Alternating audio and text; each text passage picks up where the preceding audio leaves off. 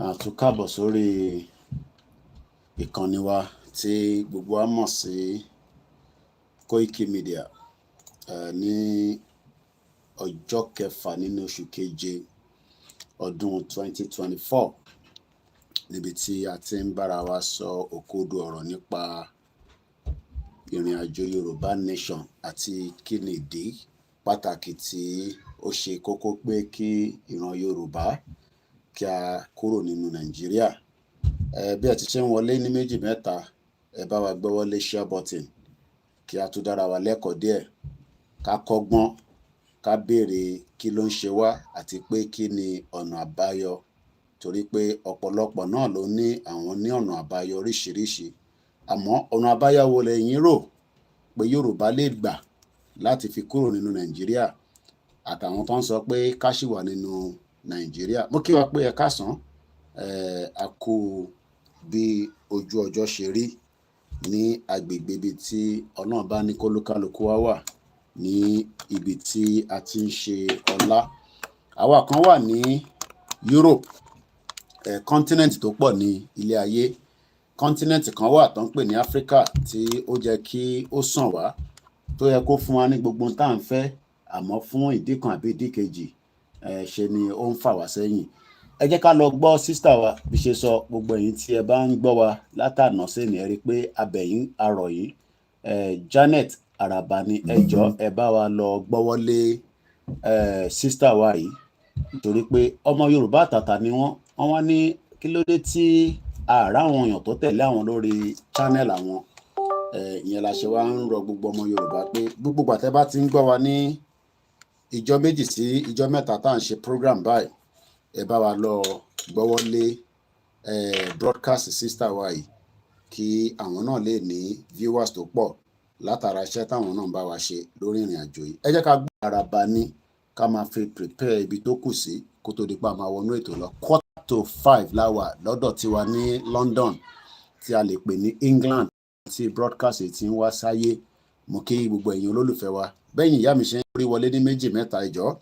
Ẹ rántí pé Araba ní olóyè Ìgbòho tí kò gbọdọ̀ ṣubú rárá. A gbọ́dọ̀ protect ẹ̀, a gbọ́dọ̀ fún ní gbogbo protection, torí pé tápítọ̀ bá ti kúrò nínú movie yẹn máa tètè tán ni o. A dẹ̀ fẹ́ kápítọ̀ wa lọ nísìn kọ́nà túbọ̀ bá wa lọ́rọ̀ ẹ̀mí olóyè Ìgbòho. Bó ṣe wá ń lọ́rọ̀ ẹ̀mí olóyè Ìgbòho, kó bá wa lọ́rọ̀ ẹ̀mí bàbá wa Professor Adébánjí Akíntóyè àti Ọ̀túnba Adémọ́lá. A kù sí mi, a dẹ̀ kú ìpalẹ̀mọ́ Sunday, àmọ́ a sì wà ní Saturday. Ẹ bá gbóhùn sókè Sister Janet.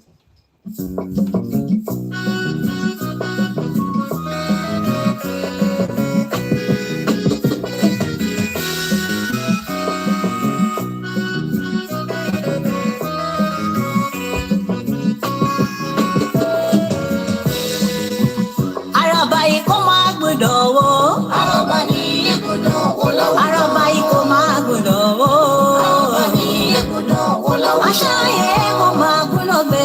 Araba ní gbọ́dọ̀ wó lọ́wọ́. Ìjì ayé kò máa gbọ́dọ̀ gbé lọ. Araba ní gbọ́dọ̀ wó lọ́wọ́. Ìtò ayé kò máa gbọ́dọ̀ pa ó. Araba ní gbọ́dọ̀ wó lọ́wọ́. Kò máa gbọ́dọ̀ wó. Onílé wò é.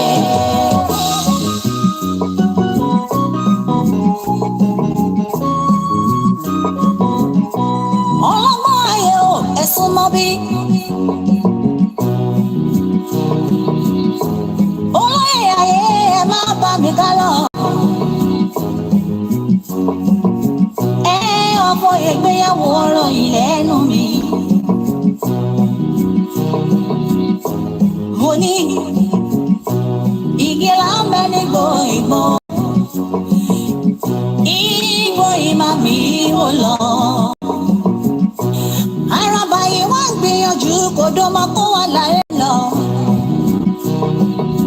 Igi ayọ̀ wà lóhun tó máa fi ṣàràbà lóore.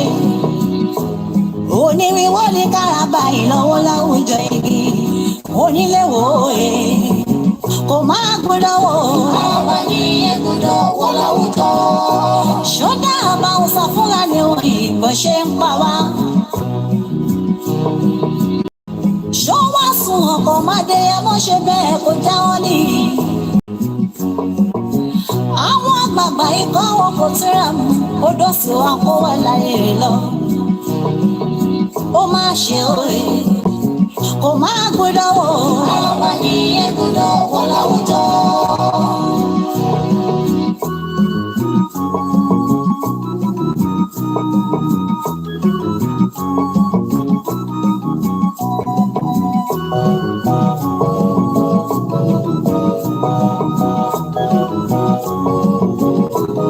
Èrò bá mi kọ́ mọ́ndé mọ́.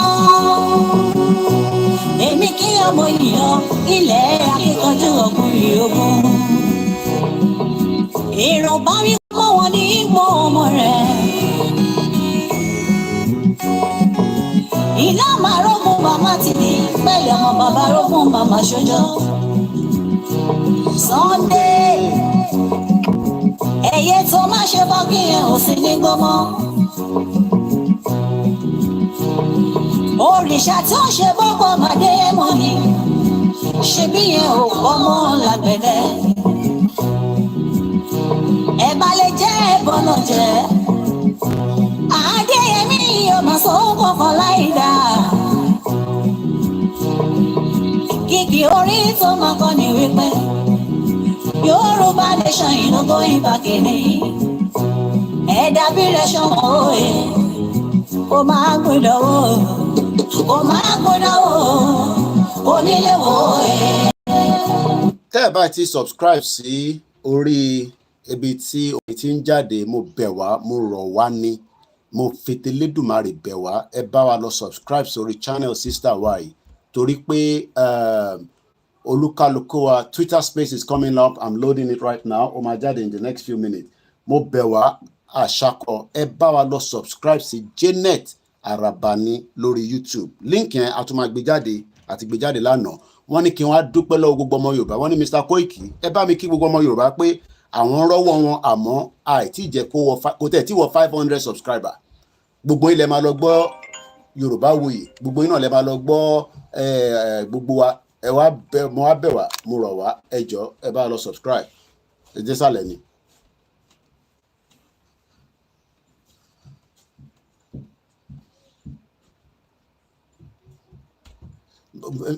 Náà mo ti wà lórí live show báyìí nísìnyí, so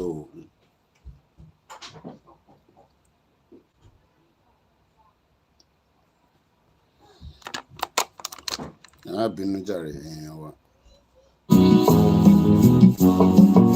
Ọmọ Yorùbá ẹ jẹ́ ká rórí.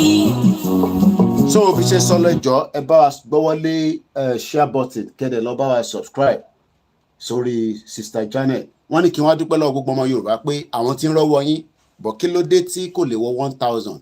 Gbogbo bí tí gbogbo wa ti ń lọ wo program àti orí platform yìí ó yẹ kí wọ́n ti rí 1000 látànà. Ẹ̀yin tẹ́lẹ̀ta máa ń bẹ̀ pé kẹ́ bá wa ṣe nǹkan ẹ bá wa ṣe, kò ń ṣe pàwọ́ fẹ́ rówó lórí ẹ̀. That is the only way we can all in táwọn fi bá wa ṣe Yoruba Nation nìyẹn. Ilé táwọn ń ṣe ọ̀tọ̀, gbogbo wa la ní every right, gbogbo wa la ní responsibility. So ẹ bá wa lọ support wọn, ẹ jọ̀ọ́. Ọjọ́ wo ni wọ́n dalẹ̀ Ifẹ̀ tán gangan? Àwọn kan sáré kó lè dára, èrè bó bàjẹ́ kókò mi làwọn kan sá. Ṣó dára kí dẹ́ aṣọ ìwà lọ?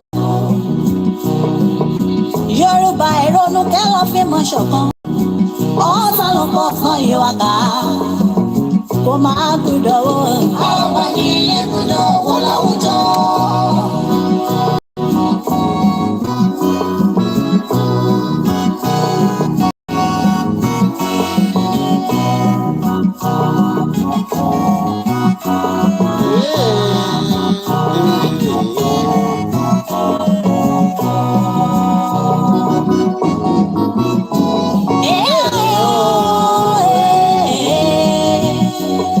Yà mí lẹ́nu.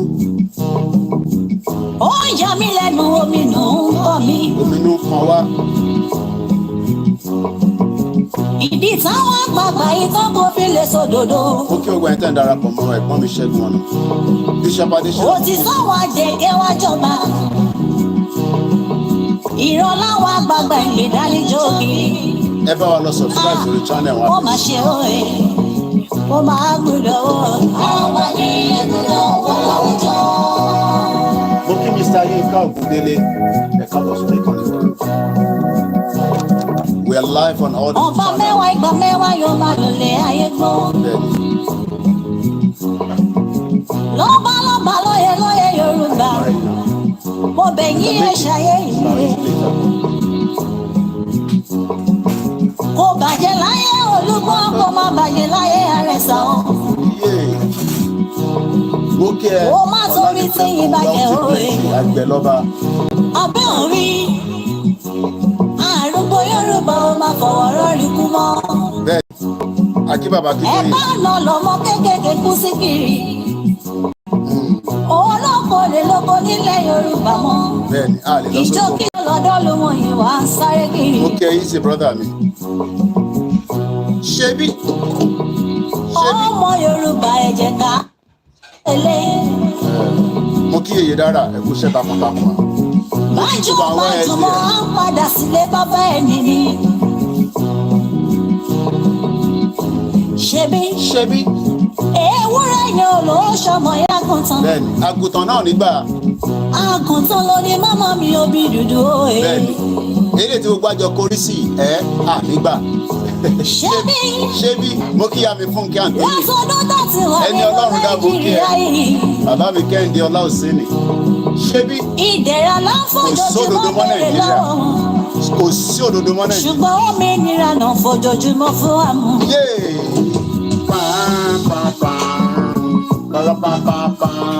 Prophet mo kí yín Ilékun Ayọ̀ a máa tẹ̀ síbẹ̀ Fátókè ẹ̀gbọ́n mi mo kí ogun Lagos Island ẹ jẹ́ kó máa ní Yorùbá Nation ní bọ́ọ̀sì Labour Party wọ́n dúró fún conservative wọ́n lé wọn wọ̀gbẹ́. Ó ṣe àsìkò tí tó ilé tó lọ òmìnira láfẹ́. Ó ṣe àsìkò tí tó ilé tó lọ òmìnira láfẹ́. Ìyá yìí ti pọ̀ jù. Àwa ní 414 subscriber orin tó dùn báyìí jẹ́rìí pé kò dáa rárá tá ló ti subscribe kátẹ̀ tó wọnú ètò tá ló ẹni tó táàbà rí 500 àṣètò kankan níbí báyìí níta máa sọ lé nìyẹn 500 ẹ bá mi wá 500 subscriber gbogbo ẹ̀yin tẹ́ ti wọlé pátá tẹ́ ẹ bá lọ subscribe lọ sẹ́ni wẹ̀ nọ́mbà yẹn gbọ́dọ̀ rìn ju bó ṣe lọ a máa ṣe fàájì lọ báyìí tó bá yá tá a bá ti rí 500 àtẹ̀síwájú ẹ jẹ́ lọ gbọ́ ìnáná àti pélé lẹ́ẹ̀kan 500 subscriber a máa pín link yẹn síta ẹni tó bá ti gbọ́wọ́lé link yẹn lọ anywhere kò sí program kankan tí bá dẹ̀ ṣe tán máa pa láptọ̀pù mi kò sí nǹkan tẹ́ máa ṣe fún wa ẹ sọ pé à ń ṣakọ bẹ́ẹ̀ ni èèyàn lè kọrin báyìí fún wa láti 3 years ago kó wà ní àwọn tó fi tó mo ń bọ̀ kí n lo máa fi lo veto power mi àwọn apolóye nìsín mo tẹ́tí gbàgbé látẹ̀ǹkan mo ní máa pè wọ́n lánàá Ọlọ́run jẹ́ kó lè gbé kọ́ àwọn tó ṣe Yorùbá Nation gan wọ́n ti fi orúkọ lóyè wọ́n ti fi gòkè gbogbo YouTube channel wọn ló wà ní 15,000 subscriber tó ń gba revenue lórí ẹ̀ àwa wà ń bíbá yìí nísìn èèyàn kan ṣe Yorùbá Nation music fún wa kò ní 1,000 subscriber irú kí nìyẹn kẹ̀ ẹ ló bá mi àlàáfíà lẹ́wà máa send YouTube Janet Arabani mo bẹ̀yìn ẹ bá mi ṣe fídíò kékeré tó ní ju bí 2 minutes kẹ́ sọ fún gbogbo ọmọ Yorùbá pé kó lọ tọwọ́ bọ YouTube channel kó bá subscribe sórí ẹ̀ ẹ bá mi ṣe fídíò yẹn jáde kẹ́ send ẹ̀ sí mi màá máa retí ẹ̀ a ti wà live báyìí ẹ bá mi ṣe fídíò yẹn so màá lè send ẹ̀ sóhun á lè gbé sórí channel ẹ̀ pé gbogbo ọmọ Yorùbá pátá ẹ bá lọ subscribe sórí Janet Arabani Ọlọ́run ló fún mi ní gbòòwò bí ṣe sọ́yìn náà ló ṣe máa ṣe ẹ yẹ ká tó máa gbọ́rin yẹn lọ ẹ lọ bá wa subscribe àwọn tó ṣètò lóyè Ìgbòho wọ́n ti ní followers tó pọ̀ tó bá ti mú fídíò lóyè báyìí èyí tó wá ibi tó lóye ti wá sọ̀rọ̀ yẹn ìyẹn ló máa mú èyí tó sọ dáadáa wọ̀ nímú yẹn wá lọ cut ibi tí kò yẹ kó cut wọ́n wá ní Koiki ṣó ti rí olóyè gbogbo wọn pátá every one of them àwọn tó bá wa ṣe Yorùbá Nation wọ́n ti folóyè wọ́n ti fi push platform wọn èèyàn tó wá ń ṣe Yorùbá Nation láti bí 4 years link yẹn láti fi síta yẹn ẹ gbọ́wọ́lé tábà rí 500 lọ sí anywhere. Mo dẹ̀ ti send voice olóyè náà á bá mi ṣe fídíò yẹn jáde nísìnyí máa send ẹ̀ sí Janet ẹ ká tún gbọ́ ilé náà orílẹ̀-èdè mi lélẹ̀. These were music 3 years ago. Kí ló dé àwọn tó ṣe tiwa gan wọ́n ti fi wá gúnkè ó yá gbóhùn sókè ẹ tún gbọ́ tùǹgbà ilé ẹ gbọ́ tùǹgbà lélẹ̀ ẹ gbọ́ tùǹgbà yẹn bó ṣe ń lọ tùǹgbà lélẹ̀ yéé. Èmi yóò kó lóko fáráyé. Kí ni sọ? Èmi yóò sọ nípa orílẹ̀-èdè mi. Táàbà rí 500 àbẹ̀ anywhere 500 subscriber. Èmi fòmìnira orílẹ̀-èdè Yorùbá. Èmi yóò kó lóko fáráyé. Ẹ tó bá fẹ́ Yorùbá Nation ẹ lè subscribe sórí channel Baraba lọ. Bẹ́ẹ̀ bá subscribe àbẹ̀ anywhere. Ohun tí mo fẹ́ ni mo fẹ́ o. Èmi fòmìnira orílẹ̀-èdè Yorùbá. Gbogbo link yẹn láti fi sí gbogbo group ẹ tó bá tirẹ̀ lọ gbọ́wọ́lé má sọ pé ò rí irọ́ lẹ́pa ẹ ti rí ẹ fi gbọ́wọ́lé ni kí ló dé kí la ṣe èèyàn gbọ́dọ̀ máa fún wa lórí báyìí láti di ọdún mẹ́ta gbogbo àná là ń contribute ẹ tó bá rí link ẹ lọ sórí Facebook ló wà mẹ́ ẹ jáde lórí program ẹ lọ sórí Facebook ẹ rí bẹ́ẹ̀ ẹ gbọ́dọ̀ sọ pé èrè rí kí ló lẹ́pa ẹ fi subscribe lẹ́sìn sọ pé èrè rí ẹ bá fẹ́ rí link yẹn rí. Látòdì ọ̀run. Ọmọ aládé ni wá. Adé orí òkè kì í ṣe. Mo kíyà mi, àwọn oníyì girama. As God one voice, ó náà ti subscribe. Àwọn tó kọ̀ subscribe. Àlọ́ anywhere. Ẹni tó bá fẹ́ Yorùbá Nation, ẹ lọ bá wa subscribe. 500 agbọ́dọ̀ rí ká tó bẹ̀rẹ̀. Táàbà ti ní 500 kò sí program tá a máa ṣe lọ́sàn-án yìí. Ohun tí mo fẹ́ ni mo fẹ́ o. Èmi fòmìnira orílẹ̀-èdè Yorùbá. Ọmọ olóko fáráyé. Èmi yóò sọ nípa orílẹ̀-èdè we need 500 followers. Ohun tí mo fẹ́ ni mo fẹ́. Ẹ gbọ́dọ̀ sọ pé ẹni tó bá rí link ẹ lọ sórí Facebook ẹ rí bẹ́ẹ̀. Orílẹ̀-èdè Yorùbá. Sọ̀rọ̀ fi lọ lọ́rùn yọ. Orin mẹ́ta ló ṣe fún wa ní 4 years ago pé ká máa fi ṣe Yorùbá Nation lọ. Èyí tó yànnà tó ṣe lọ́gbọ̀n. Bàbá fẹ́ wá oṣù Yorùbá. Link láti fi sí gbogbo ta ẹ gbọ́wọ́lé. Link yẹn ń bọ̀ lórí Facebook.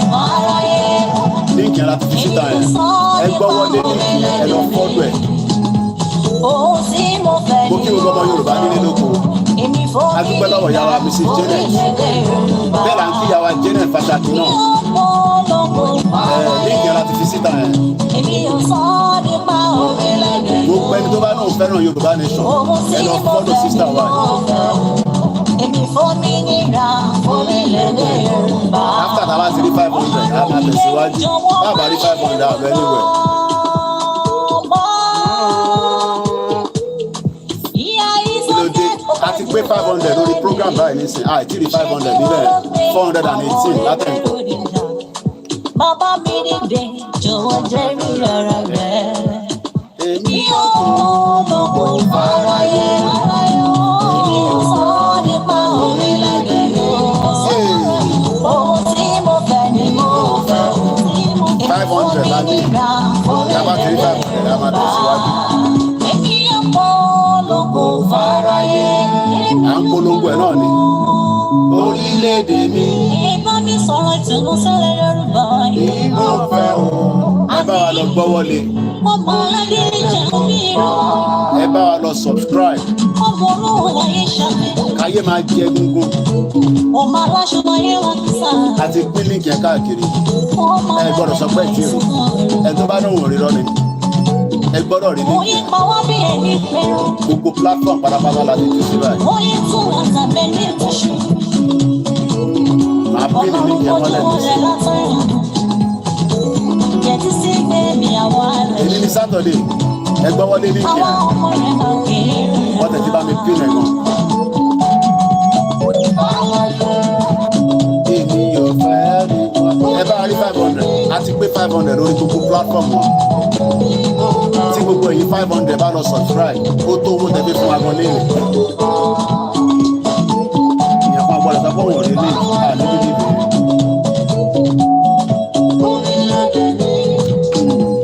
ẹ bá wa lọ gbọ́wọ́ lé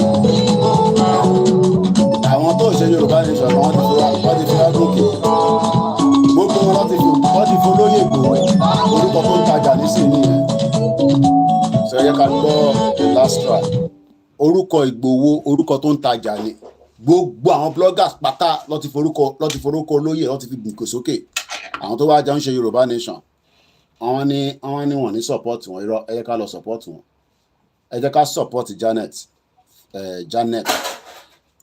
ẹ jẹ́ ká lọ gbọ́ eléyìí náà ṣe kán pè ní Yorùbá Nation tùǹgbà lédè náà.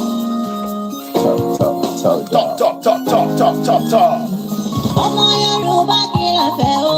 Yorùbá Nation la fẹ́. Ọmọ Yorùbá kí la fẹ́ o. Yorùbá Nation la fẹ́. Ọmọ wọn Nàìjíríà. Yorùbá Nation la fẹ́. Ọmọ wọn Nàìjíríà. Yorùbá Nation la fẹ́. Ìtọ́ni sẹ́yìn. Break it up now. Break up that shit. Ẹ̀ẹ́dẹ́gbà jẹ́ òtítọ́. Yorùbá Nation la fẹ́. Ìyá yìí máa pọ̀ lápọ̀jù. Yorùbá àwọn tó ṣe Yorùbá Nation wọ́n ti fi wá gòkè. Yorùbá Nation la fẹ́. ẹni tó kọ ẹni sùn mo kí gbogbo ọlẹ́ǹkan sí ẹni tó kọ Yorùbá Nation àwa support ẹ̀ àwọn tó ṣe Yorùbá Nation gbogbo wọn pátá ẹ ṣé gan ni Real Yorùbá ẹ ṣé gan ni lórí Instagram àwọn tó ṣe Yorùbá Nation ṣe ni gbogbo wọn pátá tó bá ti rí headline yẹn bá àwọn ìyá yẹn wọ̀dẹ̀ àwọn ìyá yẹn mọ bó ṣe ń lọ olóyè Ìgbòho wọn máa gbọ́wọ́ lé ni wàá tún máa follow ẹlòmíràn tún máa follow ẹni tó tẹ̀lé wa àwa táwọn ṣe Yorùbá Nation ẹ̀ ní follow wa àwọn tó ṣe Yorùbá Nation lẹ́ẹ̀ máa lọ máa subscribe pẹ̀lú àwọn tó ń sọ̀rọ̀ Yorùbá ẹ wá lọ síbẹ̀ kẹ́ tún comment kẹ́ dúpẹ́ lọ́wọ́ wọn pé Mr. Koiki ní ká dúpẹ́ lọ́wọ́ wọn Janet Voices Adékọ́lá ló ń jẹ́ látẹ̀ nǹkan 419 àdéhùn afẹ́ ṣe Yorùbá Nation ṣé bá ṣe máa gba Yorùbá Nation lélẹ̀ Labour Party wọ́n campaign àti lé conservative lọ kí àwọn kan máa pe àgbékọ́lẹ̀ anybody kí àwọn kan máa pè wá ilé tó ń pè láti Africa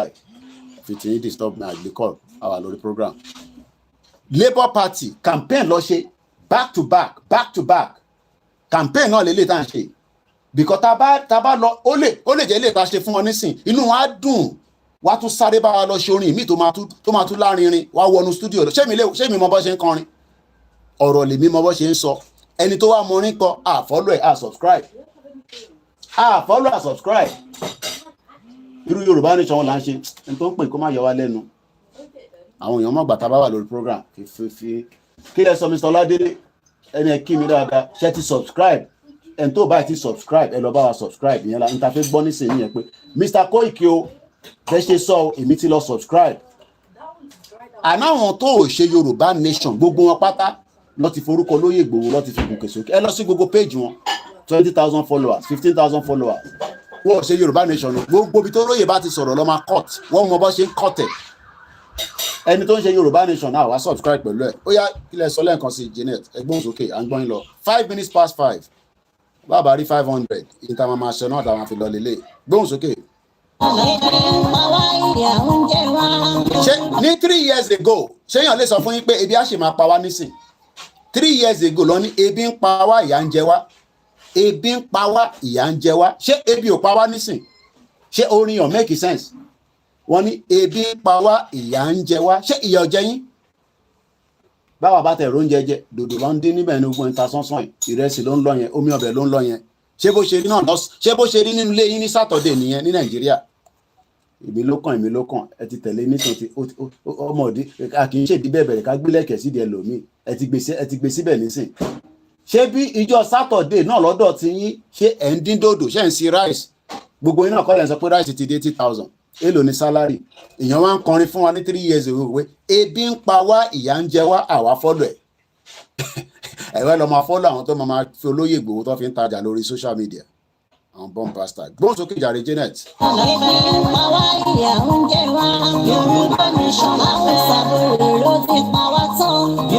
ṣàparọ́ mọ́ wọn ṣé à ń parọ́ mọ́ Haúsá Fúlàní àbí Fúlàní tó ń pa wá ṣé àwa ń parọ́ ṣàkàn wá sórí social media pé no they are killing us ṣé wọ́n pa wá gbogbo yín kọ́ lẹ rí ìtọ́ṣẹ̀ lọ ṣe ní Kwara State ṣé gbogbo yóò rí ìtọ́ lọ ṣe ní Kwara State tó da àwọn màálù wọn tó fi ń jọ kolóko adẹ̀lá ní government so at the end of the day èèyàn wá bá wa kọrin báyìí jáde ó yẹ ká appreciate wọn orí wọn á lè tún wọnú studio lọ fún wa gbóhùn sókè Janet. Ipa wa tán Yorùbá Nation ẹ̀kẹ́ wa ń ṣe wọ́n Nàìjíríà Yorùbá Nation la fẹ́ wa ń ṣe wọ́n Nàìjíríà mọ́ Yorùbá Nation la fẹ́ mi sí ìlú Yorùbá.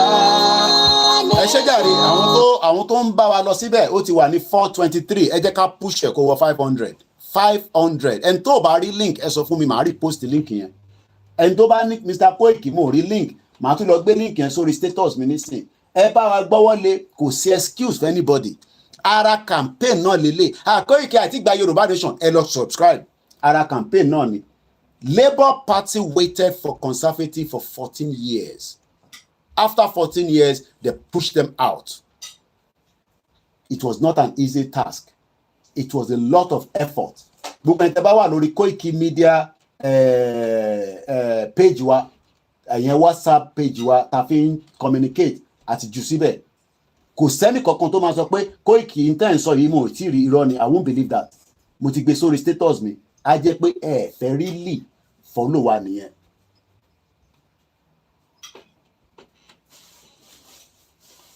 Okay.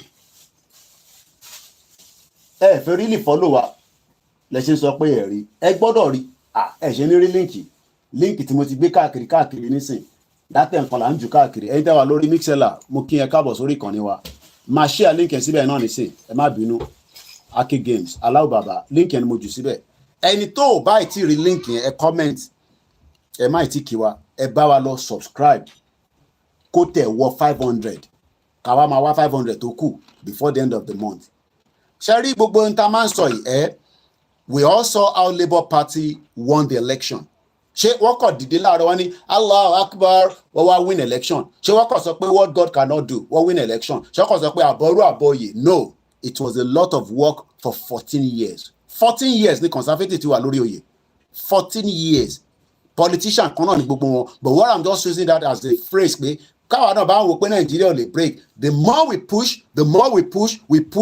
bá ṣe ń sun díẹ̀díẹ̀ à ń sun wọn àwa náà àwọn ń sun wọn wọ́n sun wọn padà ẹgbọ́n táwọn gọ́fìnà jáde we are not interested in Yoruba Nation mo dẹ̀ fẹ́ ṣe pé lẹ́nìí mo fẹ́ wà very clean nírọ̀lẹ́ yìí but eventually ẹ ṣe gan Aki Games wọn náà tún ẹni tó ò bá ti subscribe bí ẹ ṣe wọlé ẹ̀gbọ́n tá à ń sọ orin tá à ń play 3 years ago lọ́ fi dá wa lọ́lá fún gbogbo ọmọ Yorùbá ìtọ́ sọ ní 3 years ago kódà ó ṣẹ̀ wá bẹ̀rẹ̀ gangan nísìnyí so what we are saying is we want everybody to go and subscribe if you have not subscribed go and subscribe that's all we want to know àfẹ́ máì tí kí wa ẹ kọ́kọ́ lọ bá wa subscribe tẹ́ bá ti wá subscribe then àwa bẹ̀rẹ̀ program 500 followers on that particular page àwọn náà ti ní kí n wọ́n ti send voice sí mi pé Mr. Koiki àwọn ti rọ́wọ́ yín o mo ní àìtí ṣe nǹkankan ẹ̀ tí di 500 subscriber àná àwọn tó ṣe Yorùbá Nation wọ́n ti fi wá gùnkè mo mọ àwọn kan tẹ́ pé tẹ́ bá lọ sórí page wọn gbogbo fídíò ní fídíò wá kọ̀tẹ̀ àwa tẹ̀ ní kò sí problem pẹ̀lú tọ̀dọ̀ tiwa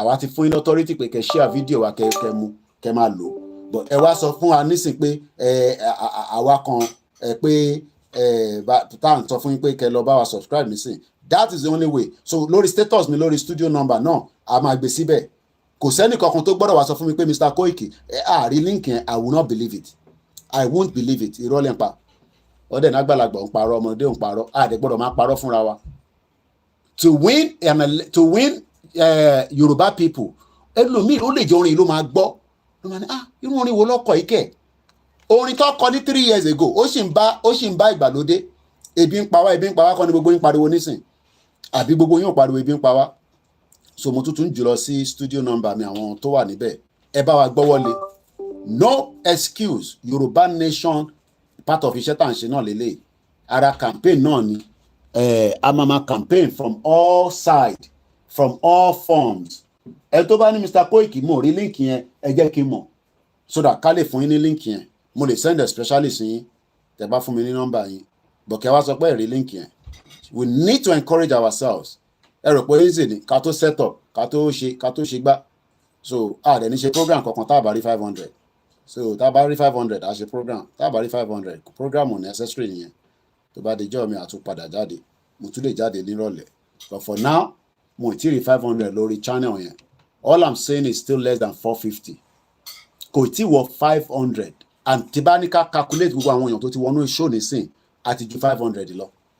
So kí ló wá dé? Ẹ má wọra àwọn dúpọ̀ ní tìrì àwọn yẹn ò ní àwọn yẹn wọn ò ní subscribe. Olórí burúkú ni wọ́n, àwọn ìjìnlẹ̀ Marcus Wálé Àlè, àwọn tó kòkòrò, àwọn ò ní subscribe. Àwọn ti gba country, olóṣì ni wọ́n náà ti gba country. Àwọn èèyàn, so àwọn dúpọ̀ ní tìrì version, àwọn ò ní subscribe. Olórí burúkú ni wọ́n. Olórí burúkú làwọn yẹn, a lè fún wọn lépè, kòkòrò ń rìn lórí wọn. But ẹ̀yin tẹ follow bàbá Akíntóyè tó jẹ́ pé Ìgbòho lẹ̀ ń tẹ̀lé. O gbọ́dọ̀ má Ìgbòho fúnra rẹ̀ gan bàbá mi, mo ti send message sí. Ó yẹ kí n ti ṣe látàárọ̀. Ìyá mi fún Kenny Anthony, wọ́n náà ti subscribe. Ẹ̀yin tẹ́ ti subscribe already, ẹ má tún lọ síbẹ̀ kẹ́ tún lọ unsubscribe o. 425 subscriber, ẹ jẹ́ ká máa gbọ́ orin yẹn lọ. Mo dúpẹ́ lọ́wọ́ gbogbo yín, kò ní bàjẹ́ fún yín, ẹ ṣé gan ni. Àní jọra wa lójú. Yoruba Nation láfẹ́. Ìpariwo ẹ̀gbọ́n sókè. Yoruba Nation láfẹ́. Ọ̀dàmọ̀ ẹ̀jẹ̀ kọrin gbọ́. Yoruba Nation láfẹ́. Sókè ní síyàn. Yoruba Nation láfẹ́. Ìlú máa ń pariwo. Yoruba Nation láfẹ́. Àìlò tí gbọ́n sókè. Yoruba Nation láfẹ́. A ti wà ní 428. Ẹbí ṣoṣù. Ṣé wọ́n Nàìjíríà ọ̀fọ̀? Ẹ wo orin yẹn. Ṣé kò bá ti gbàlódé mu? Àwọ̀ ò ṣe wọ́n Nàìjíríà mọ́. Who is one Nigeria? Ta ló sì fẹ́ Nàìjíríà? If you want one Nigeria, put it in the comment section. So ẹ fẹ́ one Nigeria, ẹ bá wa lọ subscribe now. Bàbá mi Timothy Testimony Ògúntọ́nà, wọ́n náà ti subscribe. Ẹ̀yin tẹ́ bá ti subscribe, ẹ má tún lọ yọra yín o. Ẹ ṣàfisílẹ̀ mbẹ́. Àwa dúpẹ́ lọ́wọ́ gbogbo yín lẹ́ẹ̀kan sí i. Tá bá ti gbé lè tán play anthem wa, àwa tẹ̀síwájú. Thank you so much everybody. Dennis Otto odun ti subscribe, thank you so much. Ẹni Ọlọ́run Abdulfarafiu ṣe ti subscribe. Yoruba Nation is the only solution gan ni. Gbogbo yín ni mò ń wo screen mi níwájú lórí TV mi 60 inch ni, ó tóbi bàjẹ́. Ìyá mi Ọmọtọ̀ṣọ́ Ọláhùnmí wọ́n ní I have subscribed since 2 years ago. Ṣẹ́rí jẹ gbọ́ àwọn tó follow ẹ̀ dáadáa ni. Because tá bá fún lórí ta jẹ́ kínú ẹ̀ dùn, á lọ wọnú studio wá tó bá wa ṣe mí jáde. Wá tó bá wa ṣe orin mí jáde. Ẹ ṣé gan ni Mr. Yusuf Fadiran Túndé. Wọ́n ní Mr. Koiki Ọláyẹmí kọ́ ni mò ń jẹ́ o. Ẹ má gbórúkọ ẹ mọ̀ orúkọ Yorùbá dẹ̀ ó ní mí nínú. Èmi ò ń ṣe Ọláyẹmí o, Ọláyọmí ni o. Ẹ spell Koiki yẹn dáadáa. Ẹni welcome. But the truth is that very few Yoruba have access to Yoruba Nation agitation. I won't want to accept that. But it is all about inability to afford data. Ìyẹn la ṣe ń sọ pé a fẹ́ break in wọnú gbogbo ilẹ̀ Yorùbá. But it has to be a lot of work without the social media. A gbọ́dọ̀ máa pín flyer, a gbọ́dọ̀ máa pín leaflet. Nígbà election ní Labour Party. Ẹ jẹ́ má bínú. Hello? All right. Let's go downstairs. Your mom is there. A máa play orin yìí lọ.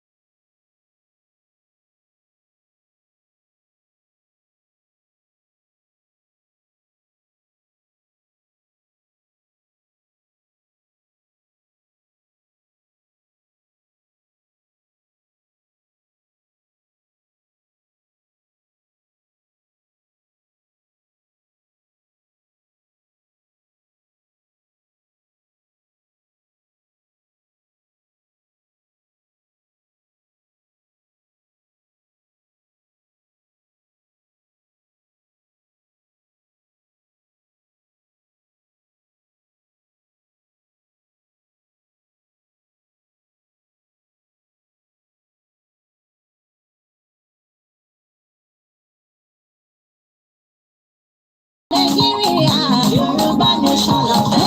Orí títí no surrender, Yoruba Nation la fẹ́. Ìlànà ọmọ Oòduà ń pariwo. No more one Nàìjíríà, Yoruba World Congress ń faraya. Break it on nísìnyí o, Yoruba World Voice dẹ̀ ń pariwo. Yoruba Nation nísìnyí o, Àgbẹ̀kọ̀yà máa ń faraya. Àwa ò ṣe wọ́n Nàìjíríà mọ́ o, OPC fìgìláńtẹ́. Ẹgbẹ́ Yorùbá lápapọ̀, gbogbo wọn ti gbóhùn sókè. Yoruba Nation nísìnyí o, Akíntóyè bàbá pariwo. Good night to Nàìjíríà, Yèyé Òṣàtọ́lá pariwo. Bye bye to Nàìjíríà, bàbá rọ́pọ̀ ẹ̀kí gbogbo. Bàbá kọ́kọ́ ti gbóhùn sókè. Bye bye to Nàìjíríà, Bẹ́rà top show ń faraya. Àwa ò ṣe wọ́n Nàìjíríà mọ́ o, KYCTC ń pariwo. Yoruba Nation ní sẹ́yìn o, Ọláyọmí Koikimedia, àwọn kọ́kọ́ ti gbóhùn sókè. Good night to Nàìjíríà, bàbá Èkìtì ń polongo. Yoruba Nation ní sẹ́yìn o, Mayegun General ń faraya. No more one Nàìjíríà, Ọmọọba Adéjọkẹ́, màmá kọ́kọ́ ti gbóhùn sókè. Yoruba Nation nísìnyí o, Ààrẹ Fárúkù ń pariwo. Good night to Nàìjíríà, Olúọmọ Sunday Ìgbòho, akọgun gbogbo Yorùbá o. Ọwọ́ mi lókè fọ́mọdé mọ̀, bàbá kọ́kọ́ dẹ̀ ń faraya. A ò ṣẹlú Fúlàní mọ́ o, èyí tí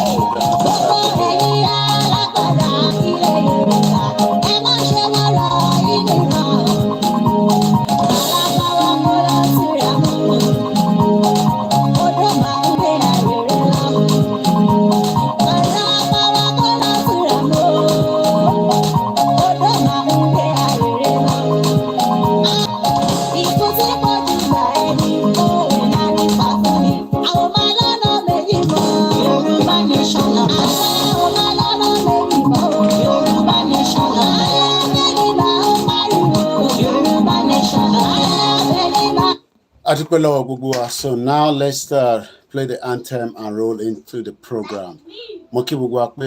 Happy weekend and welcome to my transmission where we discuss about Yoruba Nation, where we'll give every right and reason why Yoruba people has no business in Nigeria again.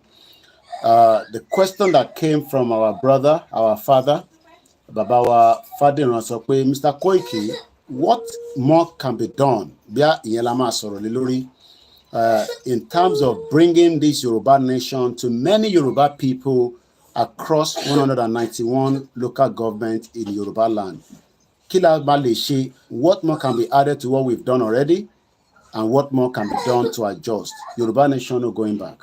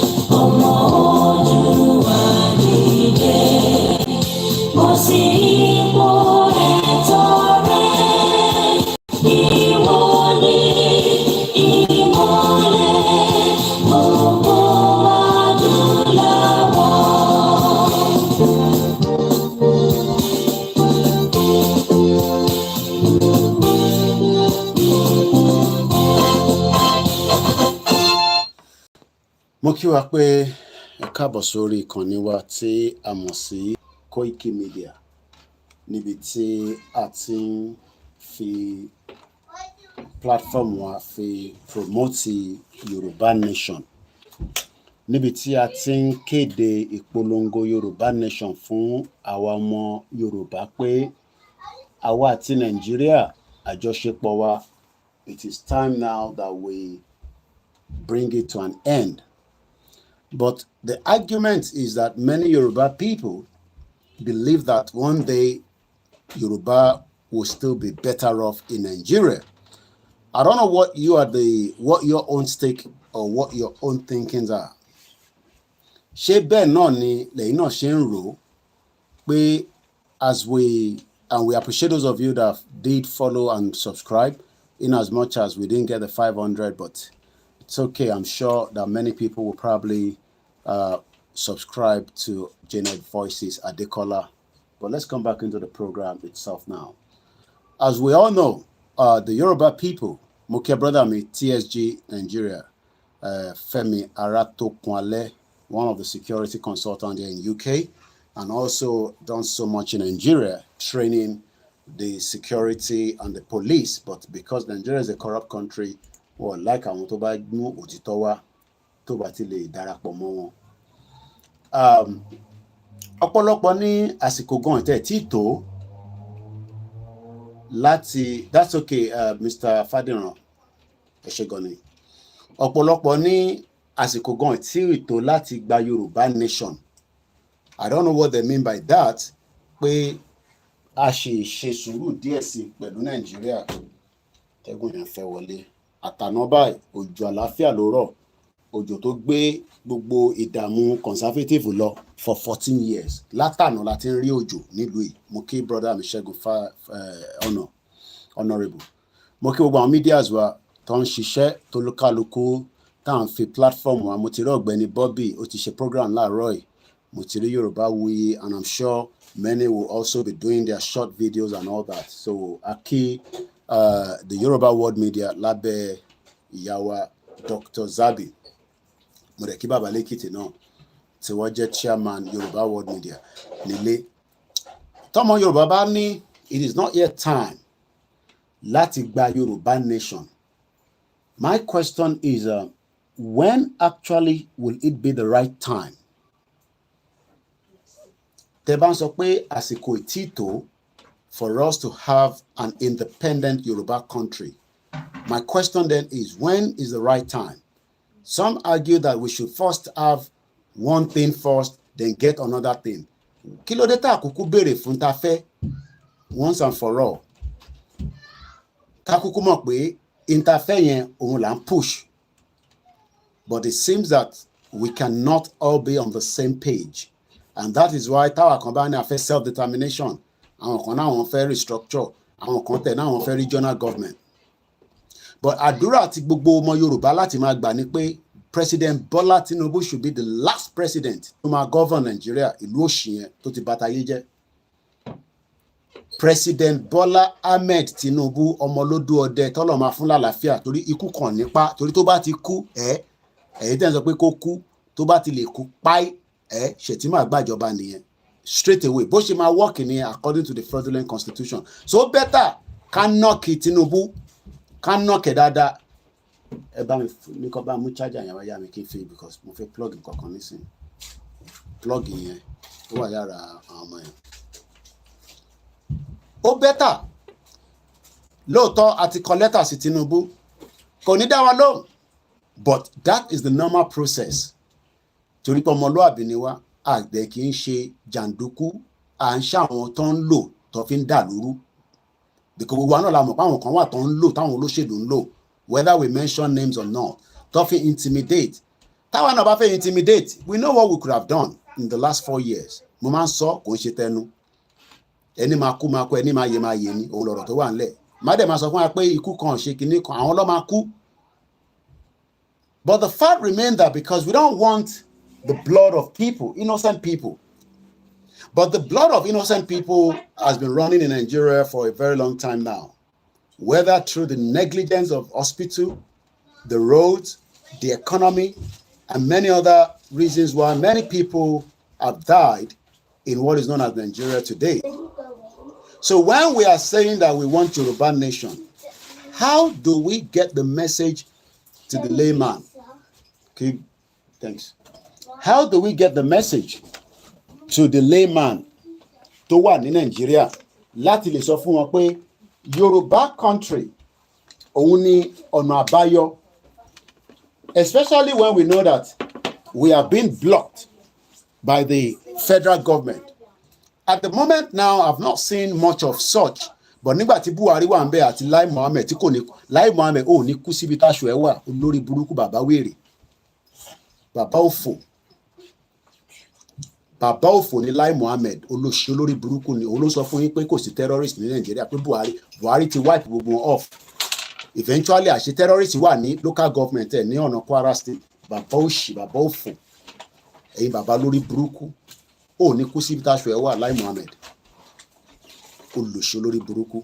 Àwọn tó bá mọ̀ tó bá sọ pé tó bá dá mi ló máa fún ẹ lépèsè torí kò ní kú re. Ẹ̀yin ọmọ tó ṣe ó sọ fún Google pé kó take wa down pé àwa la fẹ́ break Nigeria ṣé ń gbọ́ lórí burúkú ẹ̀ pé èmi Simon Ekpa àti Nnamdi Kanu àtàwọn kankan àti Mayegun báwa la fẹ́ break Nigeria tó ti break tipẹ́tipẹ́. Lai Mohammed, he was the Minister for Information olóṣèlú lórí burúkú. Be careful máa kí ní ẹ̀ jáwá síbi o kò sí mo tó wà ń bẹ̀ yẹn.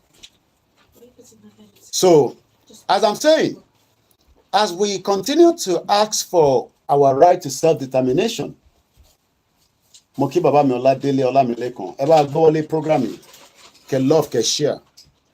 Mo kí brother mi, ẹ̀gbọ́n mi dáadáa, láti bí ọdún 4 láti jọ wà lórí ètò yìí, láti ìlú Èkó ló ti ń wò wá, Mr. Adéyẹmí Ọláyẹmí. Àwọn ọmọ wọn 3 ti bá right, ẹ bá ń kọ sí comment, wọ́n graduate wọ̀ níṣẹ́ lọ́wọ́. 3 of his children as bí ṣe máa ń sọ̀rọ̀ báyìí nísìnyí graduate ni wọ́n wọ̀n níṣẹ́ lọ́wọ́. Ṣé Nàìjíríà tẹ̀ ń provide iṣẹ́ for anybody ni? Àwọn tó wá fẹ́ lọ kọ́ṣẹ́ wọ́n jẹ́ kó ríṣẹ́ ṣe. It's a failed country. Àwọn tó máa ń pè tàbá ti wà lórí program yìí. Mo kí gbogbo alẹ́ nǹkan sí.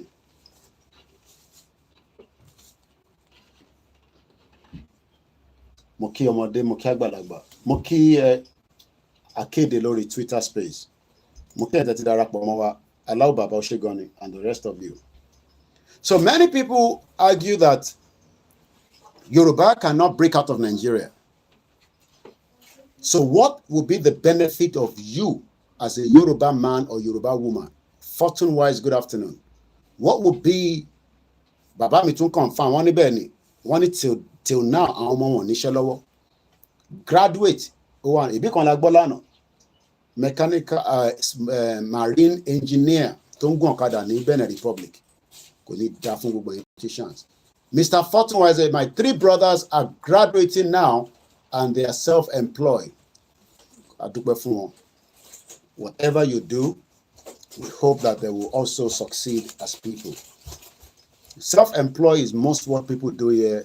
Eshegoni, Mr. Yemi Fatoshi, in terms of many people that work in this country, most people are self-employed. But when we talk about Yoruba Nation, then we still have some Yoruba people, especially on tọrọ pé àwọn ní influence lórí gbogbo wa. Wọ́n máa pè wọ́n ní influencer. They think that in táwọn bá sọ la gbọ́dọ̀ tẹ̀lé nísìn. Wọ́n ti gbàgbé pé we are living in a different world today where we must challenge the status quo, which is what we are doing. Moki brother mi Jimmy Koya, wọ́n ní no more Nigeria. What we are doing today is challenging people that thought that nobody could challenge them. Yekini Mustafa Muke, Mr. Olawale Alex, Ekujo Metasa, Eban Kibuwan tó wà ní ìlú Abẹ́òkúta, mo kí gbogbo ẹni tẹ́ wọ́n bẹ ní Odeda local government. Keke Okuz, my brother. Shout out to those of you on Instagram. It's a full broadcast today. Mo kí àwa ìyá dáadáa Oyèrónkẹ́ Ọláníyàn, ẹ káàbọ̀ sórí ètò.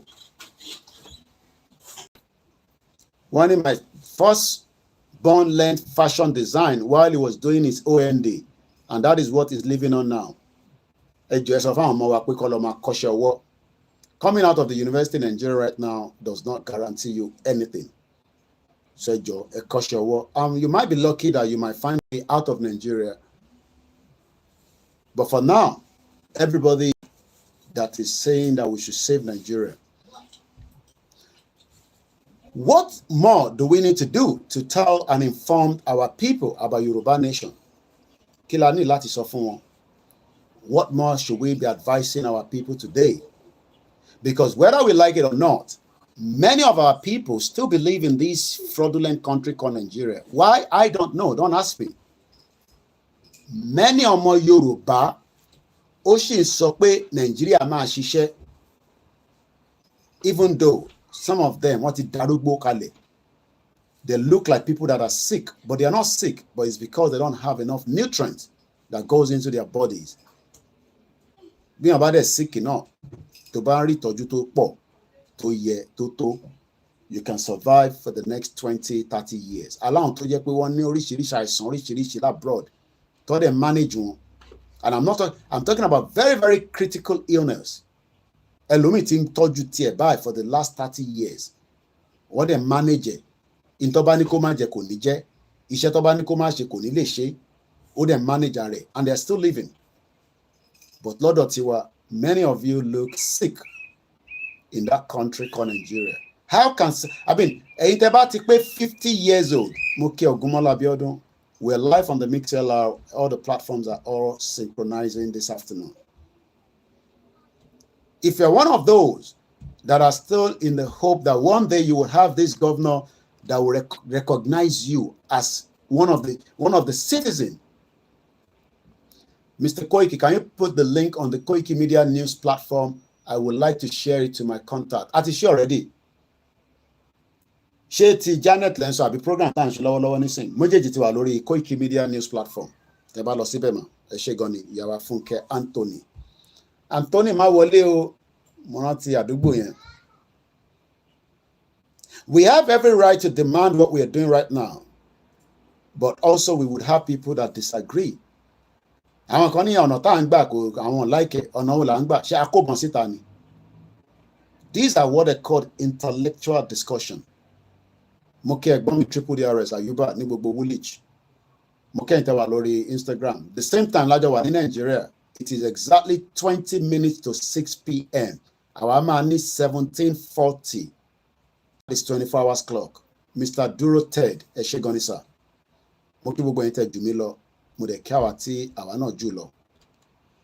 I am not, as I always say, our diaspora, we're a special human being. We were just lucky to have left Nigeria and live in a society where our rights are being respected and we can also have what it takes to survive. Abroad, is a survivor to the fittest.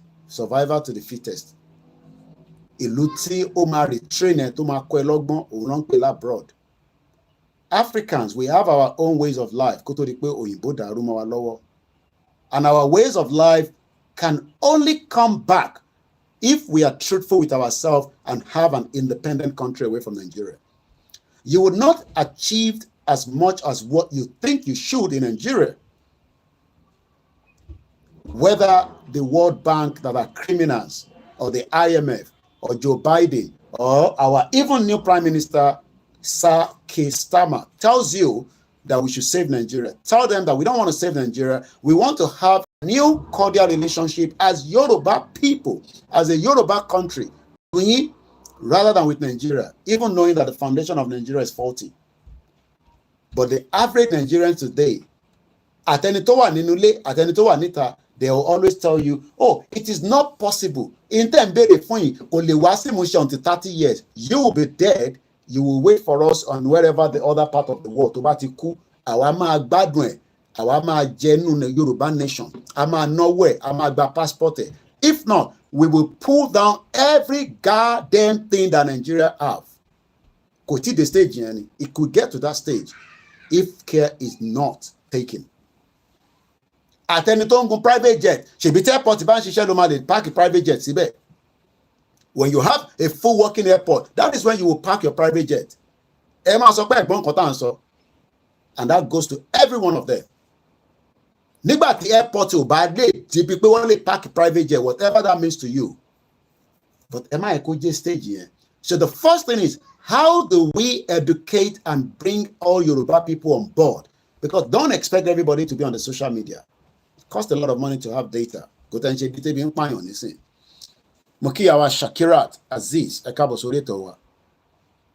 You still have the right to be operating in Nigeria because it's still a country. But the truthfulness of it and the truth part of it is that you will not achieve as much in Nigeria today. Because it is a country that is full of so many holes. And we cannot fix that holes. You will die trying to fix the hole. Tinubu ma koto shetan emi afe bo lórí ọ̀rọ̀ Nigeria tó gbèrú yìí.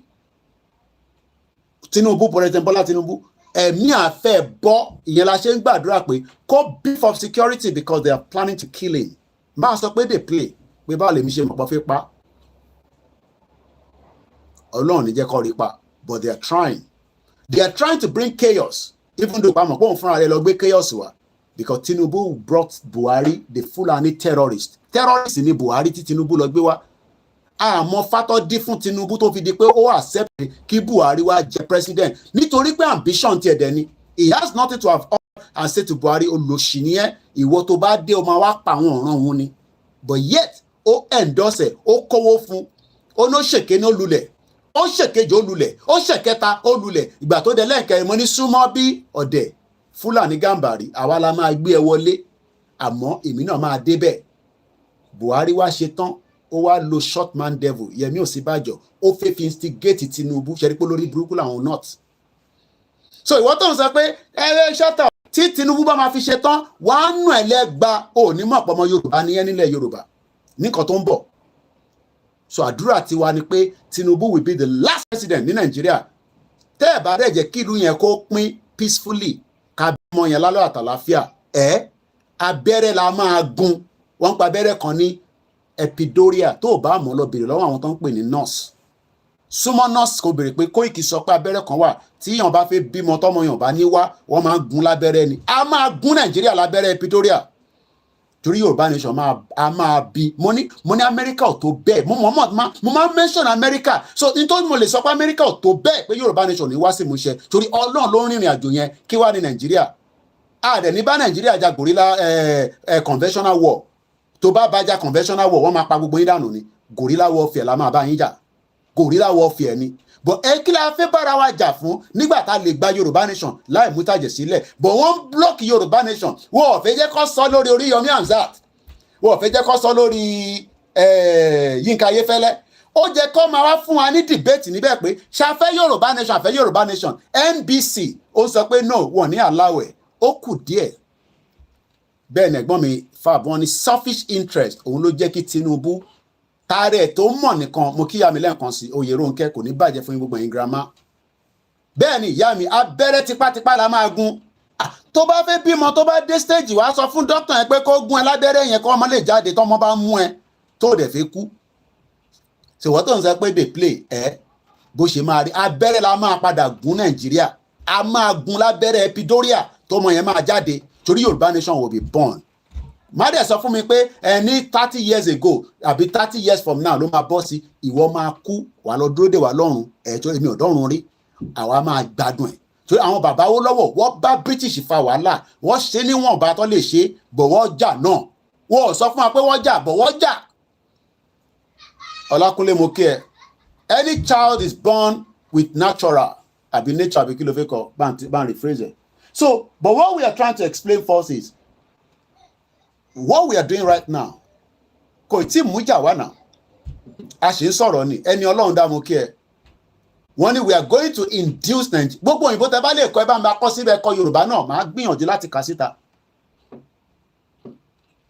Mr. Olúwaṣeun ní long time no see bí ẹ̀yin lẹ̀ ní data àwa wà lórí program lójoojúmọ́ bí ẹ̀yin lẹ̀ ní data tẹ fẹ́ fi wò wá ẹ káàbọ̀ sórí ìkànnì wa kò dẹ̀ ń ṣẹ́jọ́ gbogbo yín Facebook ti Lai Muhammed olórí burúkú tí kò ní kú síbi táṣọ ẹ wà tó bá dẹ̀ sọ pé ó máa kú síbi táṣọ ẹ wà ìwọ gan ní kú síbi táṣọ ẹ wà torí pé a lè ní 500,000 followers can go live come and send notifications sí gbogbo half a million yẹn o mọ tó mean ni that means pé mo ti ní power tí mo fi ń control ọ̀rọ̀ táwọn èèyàn máa gbọ́ rẹ̀ pé yóò mọ táwọn òyìnbó ń ṣe ni pé wọ́n mọ̀ pé activist ni mí wọ́n mọ̀ pé journalist ni mí wọ́n dẹ̀ mọ̀ pé ọ̀rọ̀ tí mò ń sọ ó ń tako Nàìjíríà inú Nàìjíríà rẹ̀ làwọn tí ń jẹun kò ń ṣe Nàìjíríà nìkan là ń bá jà gbogbo àgbáyé pátá là ń bá jà àwọn olórí burúkú tó fẹ́ jẹ́ kẹ́ ṣoríire òun là ń bá jà mo ń bá family mi sọ̀rọ̀ mo ní ṣé kò já kíyàn máa lọ within Africa kíyàn máa ní restriction ṣé àwọn ọmọ wọn ṣe bẹ́ẹ̀ rí wọn wo football lánàá tí Portugal ti lọ nísìn wọn ti lọlé ilé ló lọ tààràrà ṣé yóò mọ̀ pé gbogbo àwọn European country yẹn ẹ̀ ń jáde lọ àwọn European country yẹn tẹ́ ń rí tẹ́ ń lọ tó ń bọ̀ mo kí àmì Rachel ẹ káàbọ̀ sórí ìkànnì wa ẹ gbọ́ wọlé share button bàbá mi testimony Ògúntọ̀nà àkànjú mo rántẹ̀ díẹ̀díẹ̀ ni a máa induce Nigeria gbẹ̀yìn ni but what we first need to do is to continue to propagate that this program that gbedani is a non-violent mo kí Mr. Idowu Kayode ẹ ṣé gan ni mo kí olórí ẹbí wa Mr. Olu Moses ṣẹ́rí gbogbo ẹ̀yin ọ̀dọ́ tẹ́ǹtàn máa sọ fún yín pé ẹ má jẹ́ kí Koiki tàn yín o mo promise yín pé èmi ò mọ́tẹ́ lómi o àjọ máa rìnrìn àjò yín ni pẹ̀lú olóyè Ìgbòho bẹ́ẹ̀ ni but ẹ̀yin náà máa kọ́kọ́ ní àníyàn pé lótìtọ́ lódodo ìran Yorùbá gbọ́dọ̀ dúró lóòótọ́ ẹ ní right láti fi ṣe politics tẹ́ ṣe kò sẹ́ni kankan tó ń bá yín jà kódà o sì ní right láti bá rí pé APC ló sì fẹ́ máa ṣe but máa rántí pé kò lè gbé anywhere for 14 àbí how many years tó ti ń ṣe APC wọn ẹgbẹ́ òfò ìjọ ò ló ra lé fún ẹ rí tó bá wá ra lé fún ẹ rí ǹjẹ́ o mọ̀ pé ẹ ká lè ní mortgage system nílẹ̀ Yorùbá gbogbo àwọn àǹtí ẹ̀ tán náà wọ́n ra lé sí London wọ́n máa ra ní káàṣì níbo lọ ti fẹ́ rí láì ṣe celebrity àfẹn tó bá ń ta drug tó ń ta cocaine àbẹ́ tó ń ṣe yahoo yahoo gbogbo àwọn àǹtí yín àtẹ̀gbọ́n yín tán bá sọ pé àwọn ra lé sí London ẹ sọ fún wọn pé mortgage ló ń ṣe yes àwọn lọ nílé ẹ lóòótọ́ gbòtọ́ ọ̀bá wa rówó lé san wọ́n ń gbalé lọ́wọ́ yàn àìmọye àwọn tó ti gbalé lọ́wọ́ ẹ̀ ó jẹ́ káwa náà ní that kind of system nílẹ̀ Yorùbá private sector ló máa ṣe kò ń ṣe government come and put out policies to support the private sector but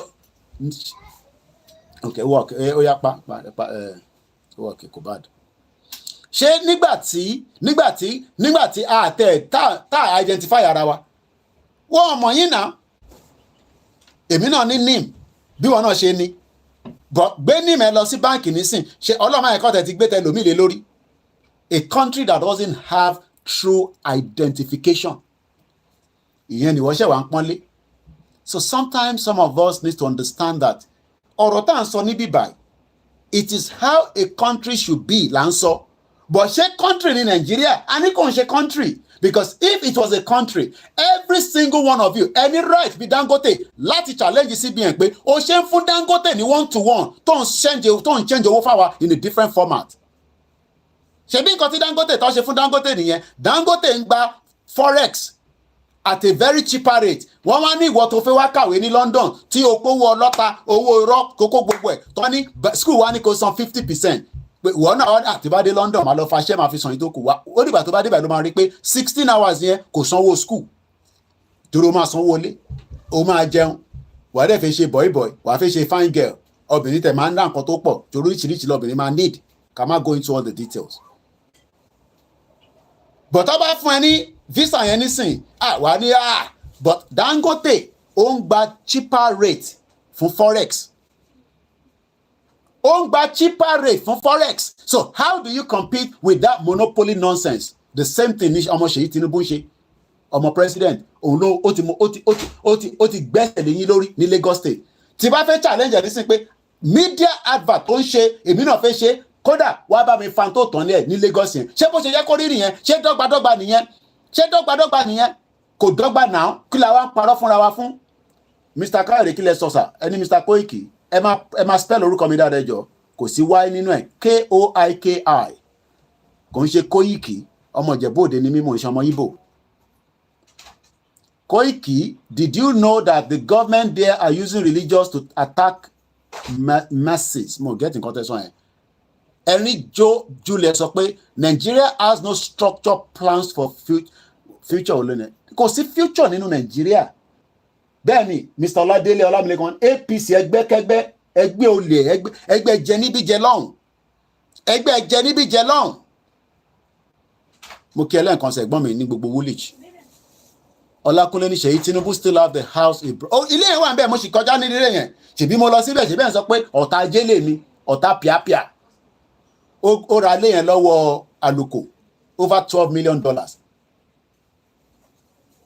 Tẹ́yìn ò bá tẹ̀ wá ara lé $1 million ó yẹ kẹ́ lè máa gbélé tó wà reasonable tó ju 2-bedroom house studio flat tó bá ti wá tó ń gun síyàn tó fi pé ọmọ ti dé wà wá lọ bá council wà wá lọ bá Yorùbá local government council ẹ pé mo ti dé o tó bá ní hello Mr. Ọlákúnlé ṣé kò sí lè ní ó wà ìyàwó mi ti lóyún ẹ má pariwo a ti wà nílùú tó dáa Nàìjíríà la máa ti ń pariwo kí ló ṣẹlẹ̀ ìyàwó yín lóyún ó da ìyàwó yín lẹ́tọ̀ọ́ sí ilé 2-bedroom flat àtúmọ̀ àwọn fún lówó bó ṣe àwọn àǹtí ẹ̀ tó ní kó save Nàìjíríà bó ṣe ń gbádùn ayé ní London ni mò ń sọ fún ẹ̀yàn Ọlọ́run tó bá ti dọ́dọ̀ council máa ń fún wọn nílé dóònà ó ti tight díẹ̀ nísìn nígbà tó yẹ pé àwọn Nigerians náà ni mo lẹ́ni tó yẹ pé lómi ilé 3 ló gbà ilé 3 ó tún máa fi ní wá lára mo ti sọ story yẹn fún yín rí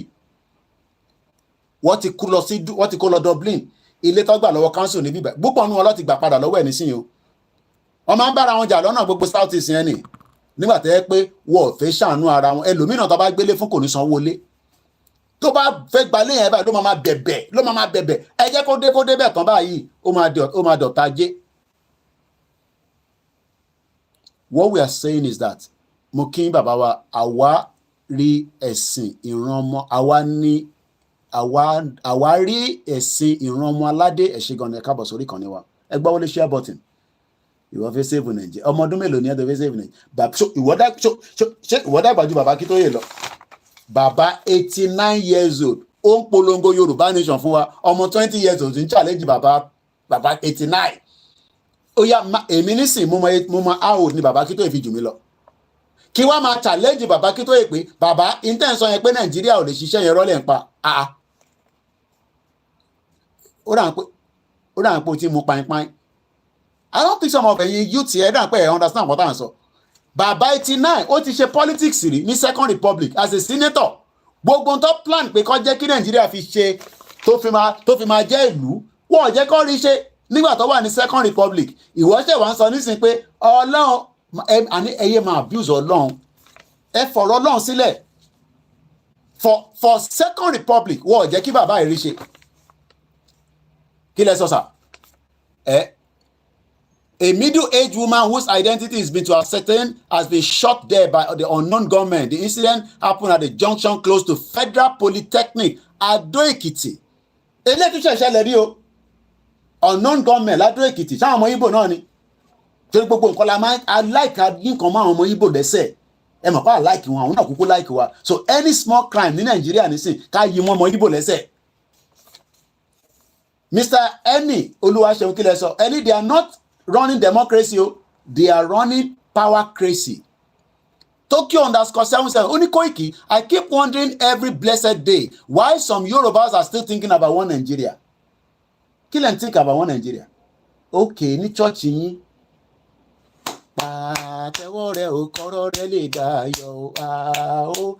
Spiritual lásán nìyẹn. But tí church kan bá ti ní gbàdúrà fún Nigeria, sọ fún wọn pé orílẹ̀-èdè Yorùbá ló fi gbàdúrà fún. O ní right láti sọ bẹ́ẹ̀. Tí church yẹn bá sọ pé no ọmọ walk away wàá rí ṣọ́ọ̀ṣì míì náà wàá rí mọ́ṣáláṣí míì náà àwọn tó ń sọ pé save Nigeria yẹn ọlọ́run ò bá wọn sọ jack shit kankan mọ́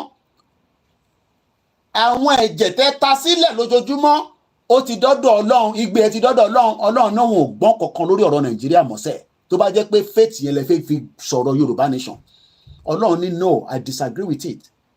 How can somebody go to the hospital and you can't have access to medical in a country that have almost everything?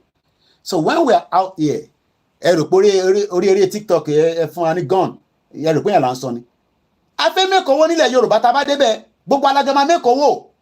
Ilẹ̀ tó tóbi ní láti Kwara, Kogi, Ondo, Ọ̀ṣun, Èkìtì, Lagos, Ọ̀yọ́, ilẹ̀ tó tóbi tí gbogbo wa máa gbádùn ayé. Táwọn foreigners máa wá tó fẹ́ wá gba visa. Ó mọ̀ pé bó ṣe fẹ́ gba visa UK ó mọ̀ rísìn tó fẹ́ gbà ni torí pé ó mọ̀ pé tó bá dé bíbà wà á ríṣẹ́ ṣe wà á rọ́nà ọ̀nà àbáyọ bó ṣe máa rí nìyẹn ó lè Ṣèyí Mákindé ò lè rí jack shit ṣe ní Ọ̀yọ́ state fún yín. They are bomb bastard olórí burúkú ní gbogbo wọn. They are not there for us.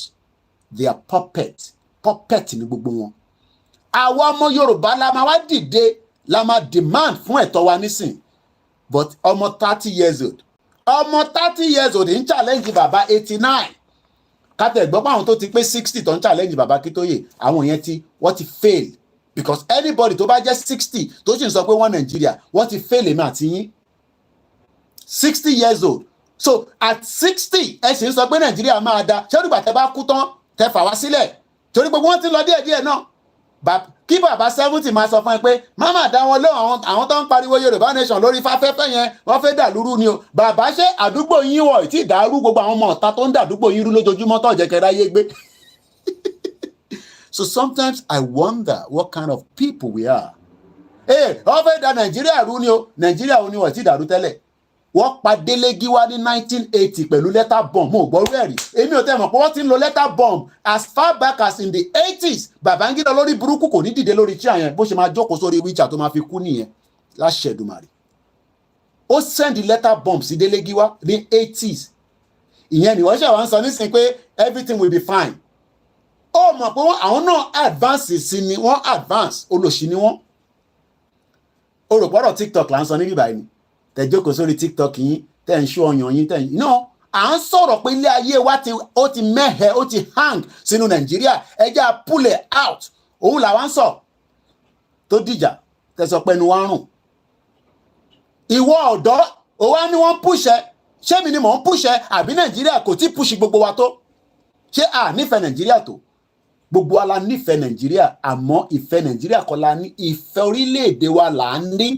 but Nàìjíríà lọ́kàn ń pè ní kò ń ṣe pé ta bá kúrò nínú Nàìjíríà gbogbo ilẹ̀ tó wà nílẹ̀ Yorùbá yẹn àwa kó lọ sí north no the name will change and we become a brand new person níta sọ ni ìyẹn láti sọ pé a máa gun lábẹ́rẹ́ gbẹ̀yìn ni abẹ́rẹ́ kankan dẹ̀ la máa gun torí pé ọ̀nà tó pọ̀ lọ́rọ̀ ilẹ̀ Yorùbá so tó bá ń gún Nàìjíríà lábẹ́rẹ́ Pretoria ní Kwara State ti Lagos yẹn a gbọ́dọ̀ make sure pa abẹ́rẹ́ tó pọ̀ la máa gun a máa gun tó pọ̀, a máa ra epidural abẹ́rẹ́ tó máa pọ̀ rẹpẹtẹ, a máa ha fún gbogbo yàn, a máa gun tó bá fẹ́ gbórí a gun sórí ẹ̀.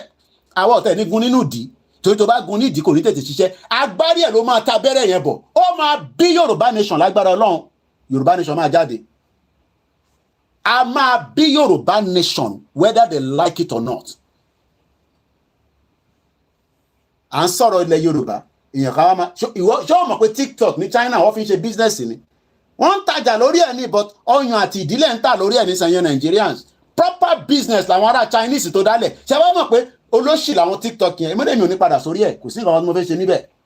ṣé yóò mọ̀ pé TikTok in tó ń send sẹ́yìn ọ̀rọ̀ okó àti ìdí ló ń send sẹ́yìn, má bínú pé àlámọ́lẹ̀ bẹ́ yẹn, inter bá ṣe lè gbọ́ náà nìyẹn. but wọ́n bí bá wọn dá ní China kọ́ send okó àti ìdí sí àwọn ọmọ tiwọn, business ló fi ń ṣe. Give me gun. Gbogbo wa kọ́ la gbọ́dọ̀ wà lórí YouTube láti fi make owó, o gbọ́dọ̀ lè máa tajà. Ìran Yorùbá máa ń tajà ní láti fi make owó. Àwa dẹni tó ń ṣìdí sílẹ̀, à ń ṣígbàyà sílẹ̀.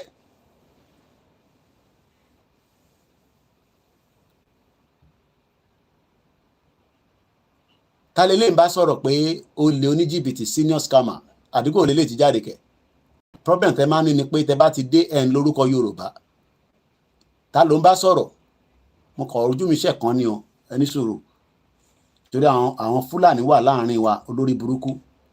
Àdúgbò nìyẹn, ibo lélẹ̀ ti jáde kẹ̀ lórí platform wa. Ó dà. Kò sí picture lórúkọ. Ṣé orúkọ náà lélẹ̀? Boaz Biggie. Ta ló ń bá sọ̀rọ̀? O lè tún comment again lẹ́ẹ̀kan so mo fẹ́ mẹ́ni tó ń bá sọ̀rọ̀ ni o. Ká tó fún ẹ ní dọ́gbó èpè tó máa gbé lọ bàbá àti ìyá ẹ̀. Bò tó bá yẹ pé o kàn ń sọ fún olóṣèlú ẹ̀hẹ́n, ẹ bá tún comment lẹ́ẹ̀kan sí. Ojú mi ti rí comment yẹn o, ẹ dẹ̀ lè sá lọ anywhere torí mo ti gbọ́wọ́ lé yín ní bíbá. Mo kàn fẹ́ rí bí ẹ tún máa comment lẹ́ẹ̀kan sí kẹ́ clarify ta lẹ̀ ń bá sọ̀rọ̀. Níbi tá a sọ pé nǹkan ó ń dùn wá nígbà àyà tí máa wọlé nísì tí máa fún ẹ lálálẹ̀ alálẹ̀ máa wọlé pa yín ni ẹ ní ṣoríire. Àwọn tó jí yín lówó ẹ lọ fògùn kẹ́ fi pa wọ́n sínú ilé kọ́ kú dànù kọ́ má jí mọ́. Ìyàn bá jí búrẹ́dì lágége nísìnyẹn sáré da petrol lórí. Ẹ bá rí kọ́mẹ́ǹtì dáadáa o, ó lè jáwọ́ kọ́lẹ̀ ń bá sọ̀rọ̀ o, bí a bẹ̀ ṣe kọ́ lóṣù ẹ̀rọ àbí báwa lẹ̀ ń bá sọ̀rọ̀.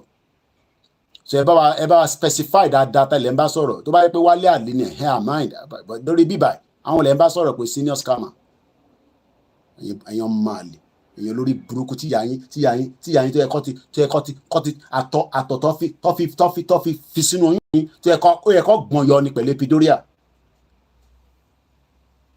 Èèyàn olòṣì èèyàn máa lè à ń sọ nǹkan gidi ẹ máa dé ẹ máa sọ jágbajàgba wọ scam yín ní Nàìjíríà. ṣé mọ iye tó yìnbọn scam yín èèyàn olòṣì? ṣé mọ iye tó yìnbọn scam yín? o kò comment money bomb bastard. 98 ni ìyá mi ti sá kúrò ló ti gbé mi sá kúrò Nàìjíríà tòró mọ̀ pé lórí burúkú country ni kò jẹ́ kí n ṣe yunifásitì mo bẹ̀ títí pé ó ní Unilag kọ́ logo kò sí ta fẹ́ nọ́ọ̀tì mọ̀ ní wọ Unilag tó bá yẹ bribe náà ni mo kí ni gbogbo yín fi wọ Unilag. ọmọ Yorùbá wọ́n rán lọ sí north wọ́n ní kò ní cut off mark ìlú òfò àwa lọ́mọ Lagos state púpọ̀ ní yóò rí lásùwọ̀ wọ́n rán yín lọ sílẹ̀ north ní kẹlọ́ máa kàwé níbẹ̀. Bọ̀ tó bá yẹ pé mi fẹ́ wọ Unilag ni kọ́ bèrè 2 million nígbà yẹn asán máa wọlé kí má tẹ̀ ní result. Ìyá mi ní kí ni mò ń ṣe ní Nàìjíríà lọ sí computer college Robertan computer college níwájú high court ní Gbóṣèré ibẹ̀ ni mo ti kọ́kọ́ lọ kọ́ computer gbé mo máa kọ́kọ́ kọ́ computer Ìgbóṣèré Robertan computer college ní Gbóṣèré ibo ni wọ́n wà nígbà yẹn olùsì ìbú ọ̀ṣẹ̀ bọ́yẹ̀ bí 2000 ni tí wàá torí social media tí wàá kókó ó ti àti kẹran mẹ́rò mú kí ẹ safety domain káàbọ̀ sórí ètò bomb bastard since tó dẹ̀ padà wá mọ́ yẹn ò ní láti wà lórí platform mi máa gbọ́ wa lábẹ́ ètò kò ní da fún bàbá tó bí ò ní ṣoríire kò ṣe wá comment nonsense bíbá yẹn bomb bastard. Níbo lẹ́yìn wà nígbà tá tèmi wà ní Lagos Island ní 1995 ni mo ṣe tán gbogbo adéníjàdé lẹ́yìn ó dàbí ilé ìdọ̀tí ilé ilẹ̀. After years ta kúrò Nàìjíríà tó padà wá náà ó dàbí smelly ni. Ẹ lọ sí gbogbo phase 1 títí dé phase 4 ọlọ́mọ yẹ kí gbogbo yín kẹrì mọ́ bẹ́ẹ̀. ìwọ wọn wá ṣe social media wá kó gbogbo àpapọ̀ àwa àní wá mọ kíláàsì ara wa kò ní da fún yín àwa máa ní kíláàsì a máa rẹra wa lẹ̀ máa ní lórí ọ̀rọ̀ Yorùbá Nation Mercedes lọ fi ń gbé mi lọ sí school private primary school ni mo lọ ó sì wà níbẹ̀ lọ tó bá bíbà bẹ́ẹ̀ dá pé rọ́ọ̀nù mò ń pa lọ síbẹ̀ ní ṣìwọ́ mọ́tò kò ní kí dáńfó gbẹdé kílò kó wá náà lọ sí onward nursery and primary school ó sì wà níbẹ̀ ẹ̀yin idiot ìwà sórí social media ti wá kó ó ti kẹran mẹ́rò àmọ́ who is who mọ́ àwọn ìyá dáadáa jókòó sórí bíbẹ̀ ẹ wá máa comment ẹ wá máa tutọ́ lé wọn lórí èpè lẹ́ máa gbà lẹ́nu èmi o èpè má fèpè ránṣẹ́ sí yín ṣé mi nìyà ń jẹ rice lọ́sẹ̀ kalẹ̀ yẹn ọmọ mi bẹ́ẹ̀ mi pé mo fẹ́ jẹ ọmọ onímọ̀ tí ebi tí pa mi ẹ̀yin olùṣẹ́ ẹ̀yin tẹ́ ẹ̀rọ jẹjẹ ẹ̀rọ jẹjẹ nínú ilé yìí kò ní dá fún ẹ̀ ní sórí rẹ̀ ogun máa pa yín ni ẹ̀rọ kí practical èmi la ogun máa pa gbogbo yín ni rice lélẹ̀ tá a ta sí sínú ilé tí mo ebi ò pa mí tó ń gbóná fúlẹ́ fi ẹ̀ ní kúure ẹ̀yin olùṣẹ́ ẹ̀rọ owó ra rice nínú ilé mo kí gbogbo ẹ̀yin girama ẹ má bínú pé mo tún lọ lórí olépè lénìí àwọn ní Koiki bó dẹ̀ tún náà ní ṣépè fún wọn mọ́ àwọn olóṣì bomb bastard ẹ̀mí mo nínú ilé mi mo wà báwọn mi mo lè ṣe mo ti blọ́ọ̀kì wèrè dàmí darí àrólé òdodo àmúkí ẹ à ń sọ nǹkan tó ń dùn ọlọ́kàn ẹ máa wá síbí ẹ máa sọ nonsense àfọyín 5,000 naira èmi ò láwẹ̀ o àrólé káàbọ̀ ó ná bẹ́ẹ̀ nǹkan rice àti butter ó máa ń lọ díẹ̀díẹ̀ ẹ yà padà sórí ètò happy weekend mo kí gbogbo yín mo kí ẹ ṣe gan ni Mr. Adékúnlé Mr. Idris ẹ ṣe gan ni the politicians have abused every one of us they've turned us against each other that's àwọn mọ̀ pa yẹn náà that's what they do ẹ lọ síbẹ̀ kẹlọ dàbẹ̀rù ẹ lè dàbí bàírù o mo kí gbogbo alẹ́ nǹkan sí. So what we are saying is that how do we first educate our people? It's a big task because our people want the truth, but what if we run now? What if we build in Nigeria? So easily àwọn èèyàn máa sọ pé Koiki rọ́lẹ̀ iná pàjáde. You are all lying. How are you sure that when we get to Yoruba Nation, it will not be the same thing? And you're right, you have the right to ask those questions because those are very, very important questions. Koiki, how do you defend that when we have a Yoruba country, Ijebu Onidide against Ekiti, all those nonsense that I keep hearing all the time? But let's be honest with ourselves. There's a lot that will change. And the lot that will change is first that we will first have a true identification and the numbers of who we are. As big as Lagos State is, kò mọ èèyàn tó ń gbé níbẹ̀ tó ń jáde. London, wọ́n mọ èèyàn tó ń wọlé tó ń jáde. Ṣé mọ̀ pé bus pass wa, bó ni bus pass mi wà?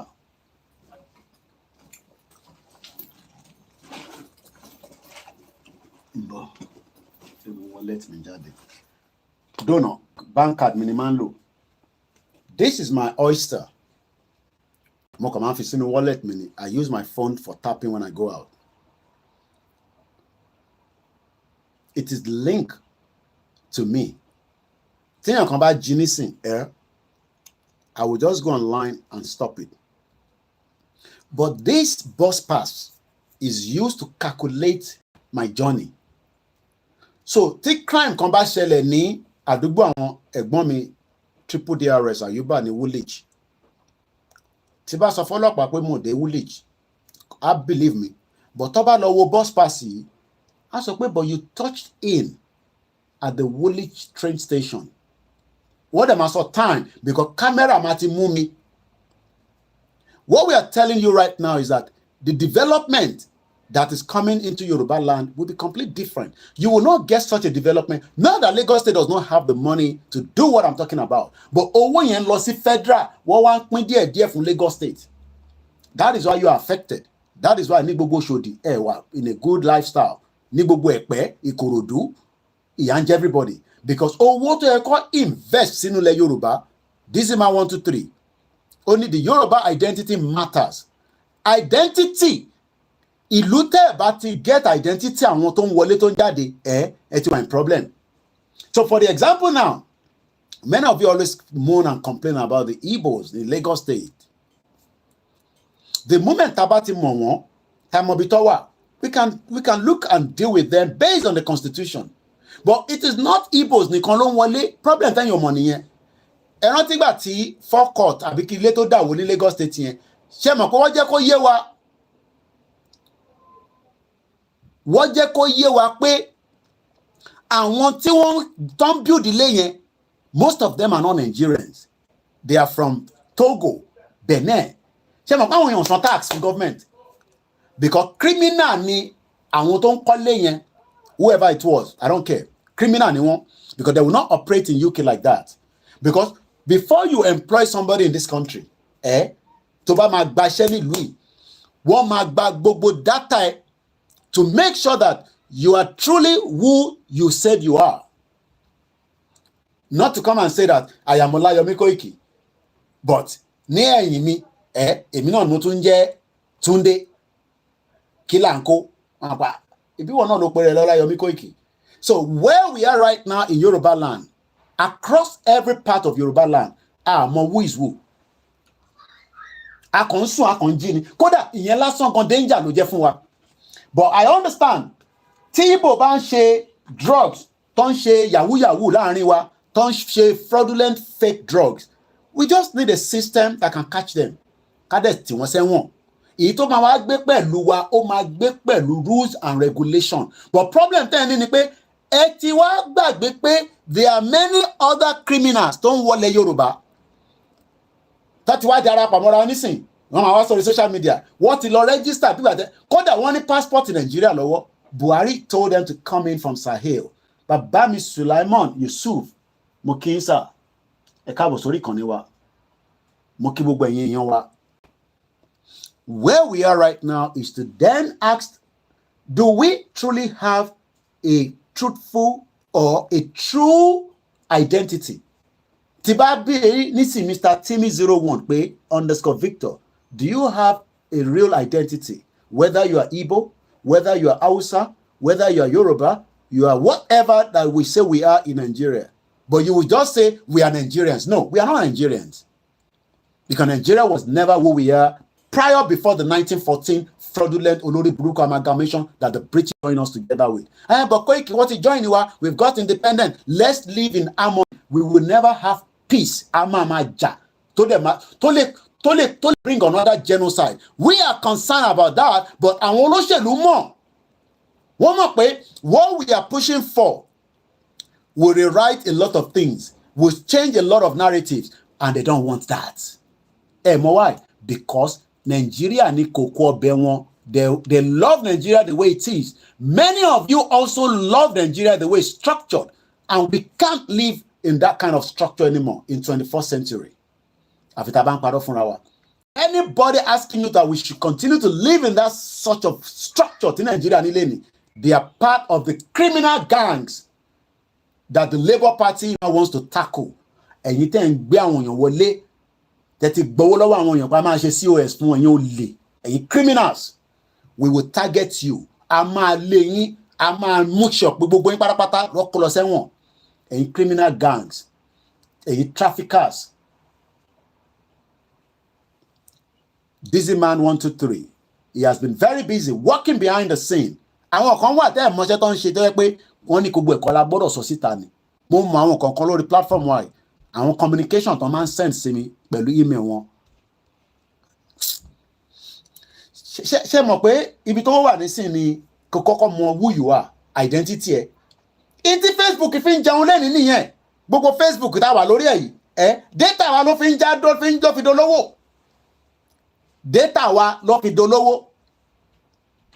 Ní India, they have 500 million followers lórí WhatsApp.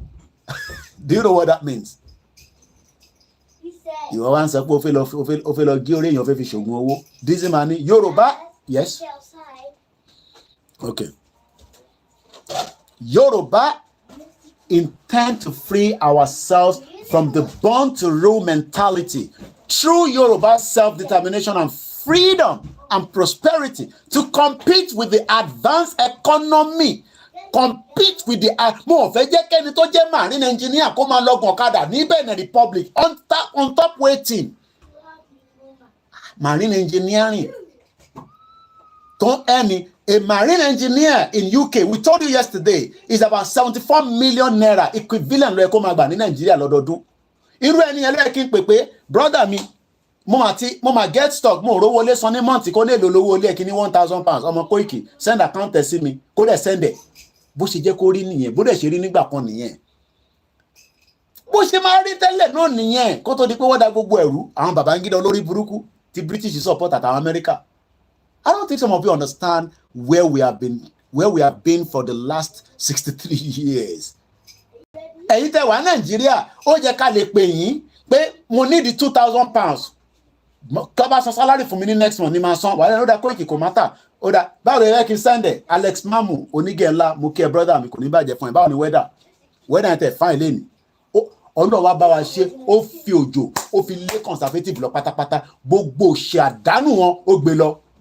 Kò mí pé labour náà rálẹ̀ perfect, but at least àtẹ̀fẹ́ gbọ́n ọ̀run conservative mọ̀ bó ṣe máa rí nìyẹn. Ẹ̀yin tẹ́ ń sọ pé kò ní bọ́ sí 4 years ni labour fi ń prepare mind wọn pé sẹ́ a máa lé conservative lọ bó ṣe máa rí nìyẹn. Ṣèyí tí wọ́n sọ pé bọ̀ Koiki yẹ ká ti gba Yorùbá nation, a lè gba Yorùbá nation because àwọn kan ò fẹ́ Yorùbá nation.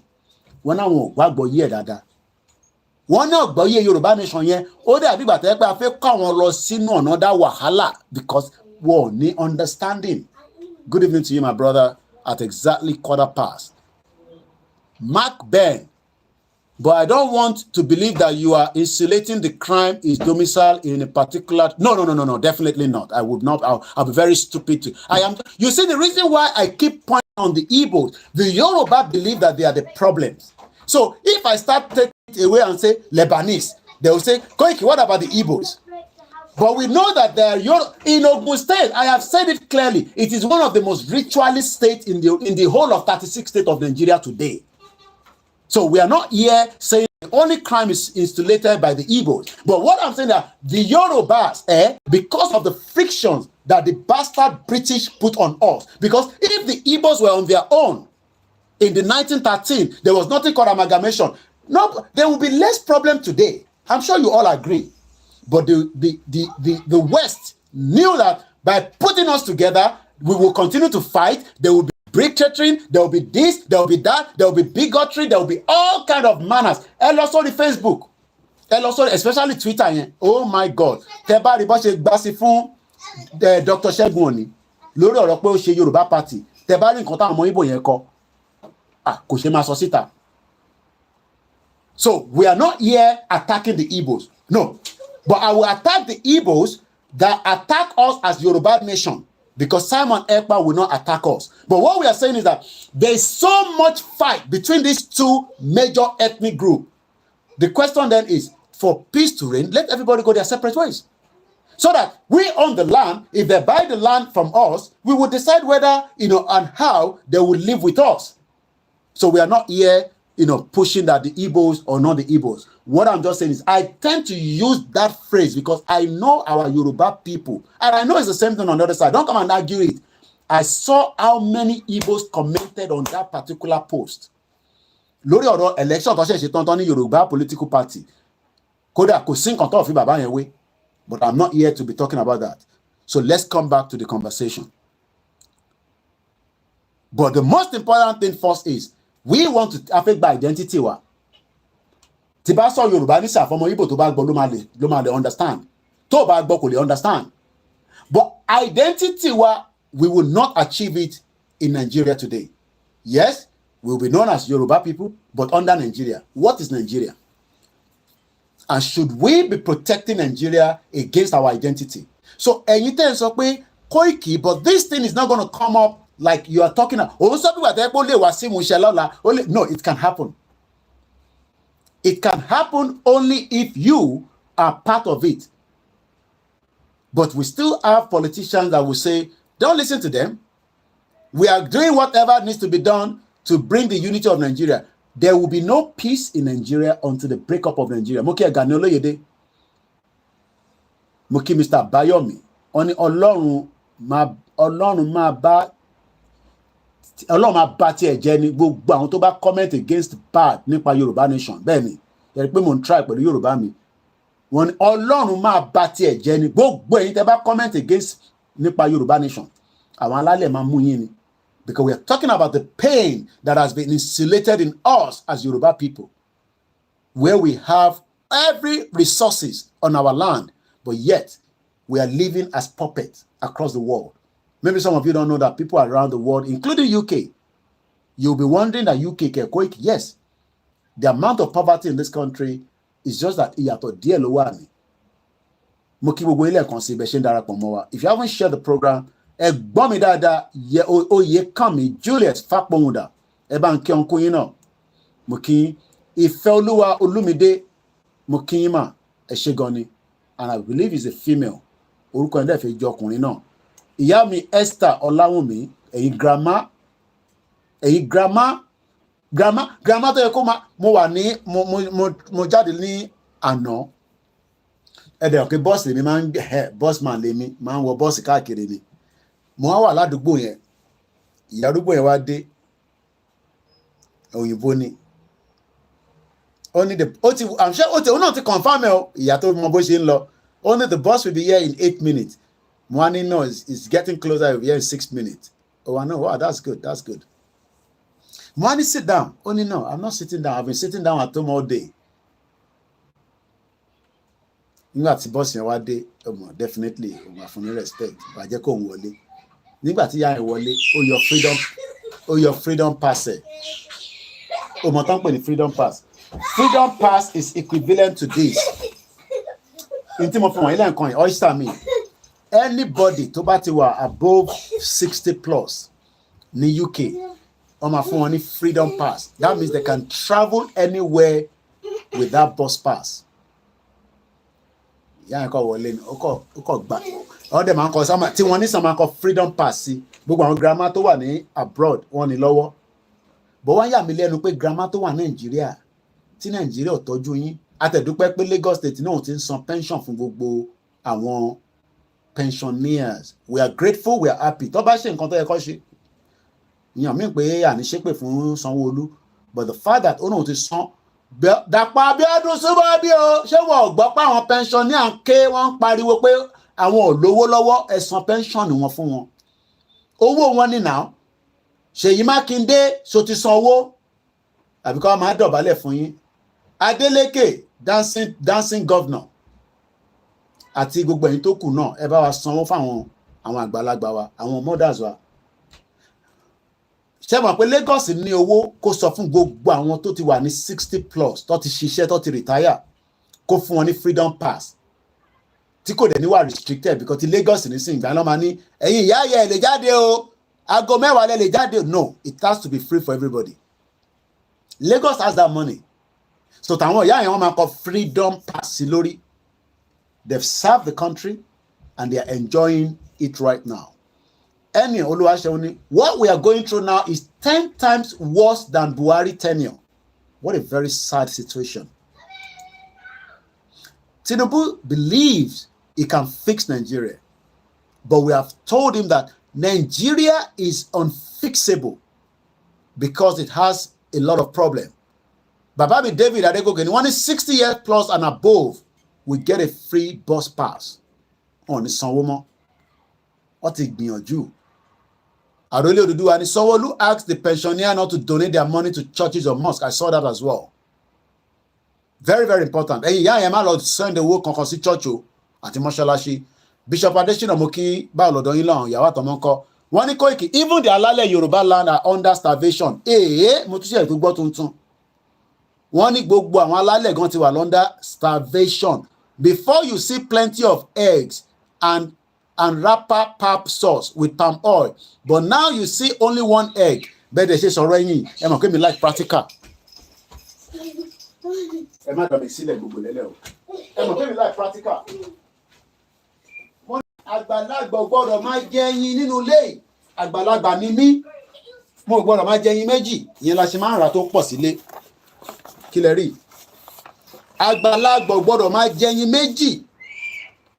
Méjì lélẹ̀ 2, 4, 6, 8. 8 times 6 8 lọ́nà times 6 mélòó ní ẹ jẹ́ gbogbo ẹ jẹ́ bí 40 something kan nìyẹn 8 by 6 eggs mẹ́fà ló wà nú ẹ̀ that means pé ẹni tó jẹ́ poultry tó ń ṣiṣẹ́ poultry ó gbọ́dọ̀ máa lówó lọ́wọ́ nígbà tá a bá máa fi jẹ lé ìtọ́ nísìn èyí tá a jẹ tán láṣẹ tún lọ fi lé 48 àwọn tó mọ máàsì wà lórí program ẹ ṣe gan ni ẹ̀gbọ́n mi triple drs ẹ hàn kí mi like practical ẹ ṣe gan ni ìyá mi Oyèrónkẹ́ wọ́n ní bẹ́ẹ̀ ló ṣe náà ní Canada Idris ní ẹ̀ like program ẹ̀ dẹ̀ share ṣé ń bá wa jà ni ẹ̀yin tẹ́ wà lórí YouTube ẹ pọ̀ díẹ̀ bọ́ ẹ̀ gbọ́wọ́lé thumbs up Yorùbá wo yà ní thumb sister mi dáadáa wọ́n ní thumbs up ẹ bá wa thumb up ẹ thumbs up ẹ dẹ̀ bá wa pín ṣẹlẹ̀ ẹ̀ tẹ́ wà ń lé bó ṣe jẹ́ kórè gbogbo akọ́lọ́ lówó ní abroad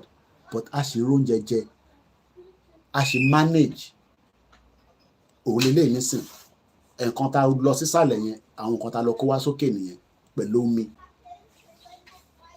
bẹ́ẹ̀ ṣe ń jìyà yẹn kò tẹ́ wa lọ́rùn rárá kò ìbànújẹ́ ló jẹ́ sínú ọkàn wa and I'm not making this up now Pythagoras _autos irú àwọn nísìn àwọn láti máa tún mọ́tò ṣe gbogbo àwọn mọ́tò tó bá break down ó yẹ ká ní equivalent of RAC ó ní brother mi kan tó fẹ́ ṣe business ẹ̀ ní Nàìjíríà kò rí ṣe kò ṣe pé àwọn kan ò ní o but the whole system the structure is just a failure. Mo kí àwa Bọ́sẹ̀dé Lámìdí Mark Ben say your grammar illustration really got me really I'm not joking every grammar in UK let them come out and say I'm lying even those that drive they still have access to me and not just our grammar do you know that all our children I think say up to 18 years old tell the backup team to put account numbers on the screen account number Koikimedia wọ́n ní ọ̀fẹ́ fún wa lówó wọ́n ní bá wa fa account number síta ìdí náà lè push it if you want to give us naira àtẹ̀ní naira tó pọ̀ lẹ́nujọ́ mẹ́ta àìrówó fáwọn ọmọ mi this first bank ẹ̀ẹ́dẹ̀ máa gbàgbé ọ̀ràn míyàn mẹ́wàá the one tó ní ká máa èmi ò ní gbowó nígbà ká má gbà tìyẹn náà 30 first bank mi 30 96 80 88 48 let me go back to what Ben my brother I believe is a Biafra Bishop sọ pé one crate of egg 30 pieces is now 6,000 naira something that was 2,800 naira just 2 months ago we just bought this today àgbàlagbà gbọ́dọ̀ máa jẹ ẹyin méjì ẹyin mẹ́ta ni máa ń jẹ kọ́nà kó ṣàánú mi iṣu mi kan máa ń rùn tí bá jẹ tán èyí bá mọ̀ bẹ́ẹ̀ and like I always say gbogbo kìíní kò jẹ́ ká máa jáde ẹ má bínú ẹ̀yin tí ẹ wà lórí Koikimedia Odùduwà bí ṣe jókòó ni òrùn yẹn ṣe ń reflect but sometimes I just want to get the energy because we don't get a lot of sun so I'm gonna put the account number out myself ó dàgbà àwọn ọmọ mi gbogbo wọn ti àmọ́bi tọ́wọ́ ti bá fàájì lọ èmi Saturday but I know there's someone that is watching and listening wọ́n ní wọ́n ní the account number ẹ bá fi gba account number wá síta so let's come back to the discussion Àrólé Odùduwà kí ló ń pa yín lẹ́rìn what we are saying is that for us to have a life, it will not happen much as we want in Nigeria. Nigeria has multiple problems, and one of it is identity problem. Many of you say it's leadership problem. No, it's not leadership problem. Let us go and sort out our identity. Does not mean that we will not have people that will live with us that are not our own people. I have lived in this country for 24 years. Ìlú òyìnbó ni bíbá ìlọ́n pé bí àwọn English lọ́nà àwọn ni bíbá èmi lèmi kúrò l'Africa tí mo ní mo fẹ́ gbé bíbá just like they did the same thing during the exploration. Bẹ́ẹ̀ ni ẹyin mẹ́ta ni àgbàlagbà gbọ́dọ̀ máa jẹ ẹyin méjì tí bá dẹ̀ jẹ mẹ́ta tán màá sọ para mi nílé ìbí mi ni mo orí bọ́ọ̀sì nìkan ló kàn máa rún dè ní tí sọ bá lọ wá àwa máa ka pépà tó bá ti fẹ́ so ìgbà ló máa mú pépà jáde tíyàn kan bá tó wá jókòó sí ẹlẹ́gbẹ̀ẹ́ ìsóyà máa wà á rìn dìmọ́lẹ̀ ni o tí o tó bá lọ gbédì sókè òun náà máa mọ̀ pé wọ́n lọ so tí sóyà bá ti wá lọ sí tó ti gáàsì ẹ̀ ti jáde òyìnbó dẹ̀ máa ń respect dúdú wọn mọ̀ nígbà ń bẹ́ wọ́n máa ń bẹ̀rù wa ni ọ̀pọ̀ dúdú dẹ̀ ló so kí n má lọ dá wà lálẹ́ lórí bọ́ọ̀sì torí wọ́n mọ̀ we tend ẹ̀yin tí a wà lórí Instagram ló máa padà. Gramani, I have been using my own bus pass for years now. God bless the British. In turn of him bless wọn náà nìyẹn. Wọ́n dẹ̀ ń tọ́jú ọmọdé. Wàláì. alájà mi kan máa ń sọ fún mi ẹ̀yin tẹ́ wà lórí Instagram ó máa lọ a máa tán padà ó ti kù 12 seconds. Neck Electrical ó ní about the Oromiyan, please sir, I've input my ATM card to pay but not true. No, you will not be able to make a payment card yín kẹ̀ lórí website. Nigerian card does not work like that. And in Nigeria ṣe country, you cannot make a payment on the website on the Oromiyan because the Nigerian card is not accepted. The Nigerian government doesn't have money to pay for such. So if you're one of those in Nigeria trying to use your card, frustrating, you will need the Naira account. So reach out, say, we need the Naira account for the Oromiyan. It's only 10 Naira, and if you can do more, that's fine. So Neck Electrical, anyone in Nigeria, anyone abroad, you will be able to make a payment using the Gramani, Inigoma, and imagine Koiki. They've really served us, and this man said Lagos, the city of excellency, is a trademark that can be registered anywhere in the world, while the Born to Rule trademark won't pass a trademark in the UK. Mark Ben TV says, wow, you are awesome with this fact. I take time to pay for as many school children passengers I bought keke with. I just knew it would be different over there. Yes, let me go back to that one. My children and many children in UK are a lot. Those children, sometimes I keep telling my children, I say, look, stop throwing away this your Oyster card. We have to pay for it to get it. But it is free up to, I believe, when they are 18 years old. So they will not pay for the bus pass. It's free throughout. The account number, the WhatsApp number, send message to me. I'll forward it to you. And if you don't have my WhatsApp number, you might want to take it down now. The two numbers is +44 759 405 0979. But check out because sometimes the way I call it is different from the way you all want it. +44, which is the UK code. Then you have the 759 405 0979. Or you can call the other studio number +44 74 0440 5917. Do you notice the egg here is not as sweet as our egg in Yoruba land? Because the one here has been injected with so many things. I don't see me of your account number. Sit at that ten. So I better go and do that. We like money. So let's come back to the discussion. Because what we are eating at home is natural. What we are sorry to Grandma Felicia Jagbe. What we are eating here is not natural. Most of it are frozen, and most of it are not as sweet, like Arole Dudua said. What we eat back home is what Mumbo Prophet Tibetan. And I think I should play that Mumbo or Solawa. So Aliano, sometimes it's very difficult to play things on my TV because my wife said Ileti Shuna Balemi to my neighbors. Let me see if I can get the video I watched from Prophet Tibetan yesterday.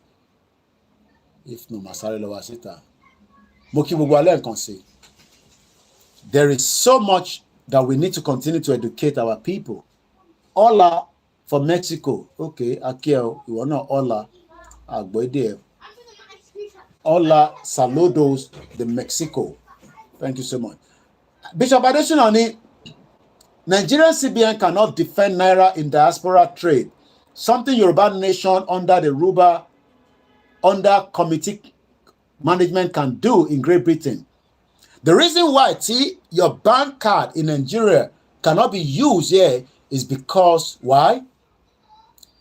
Your bank card, Nigerian government cannot guarantee it to make payment.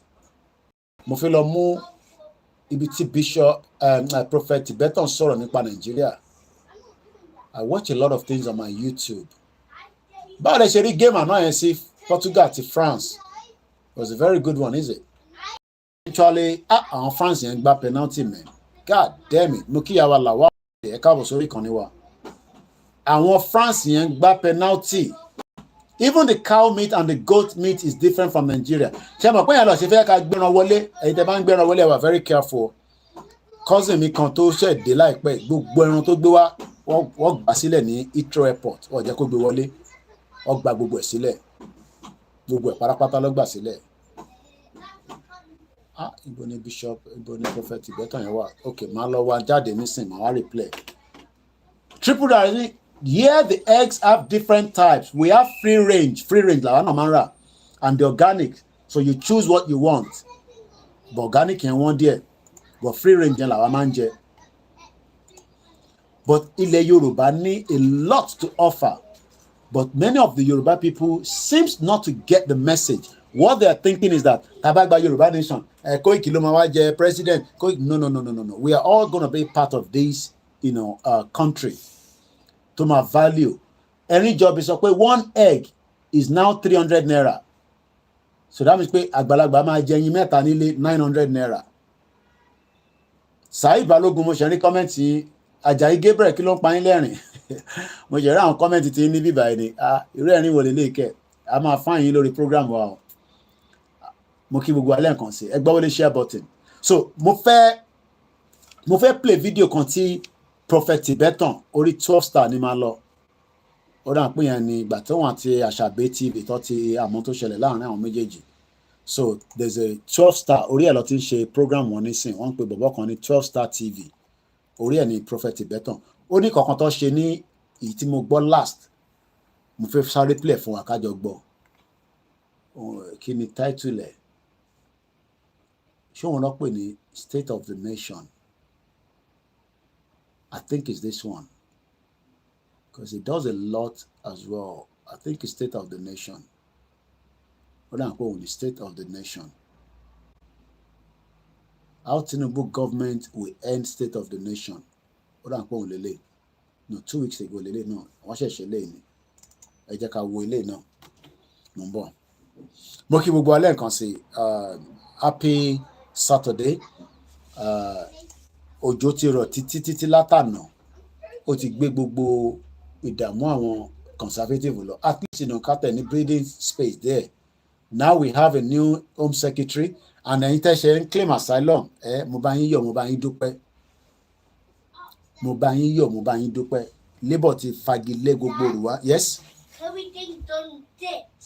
Everything done ditch. What's thing done ditch? It's not when somebody is outside and we want a ding dong ditch. No, don't do anything done jig. No, I don't want anything done jig. Don't play the mic. Keep on. It's like that you're looking someone. Okay. Can you walk on?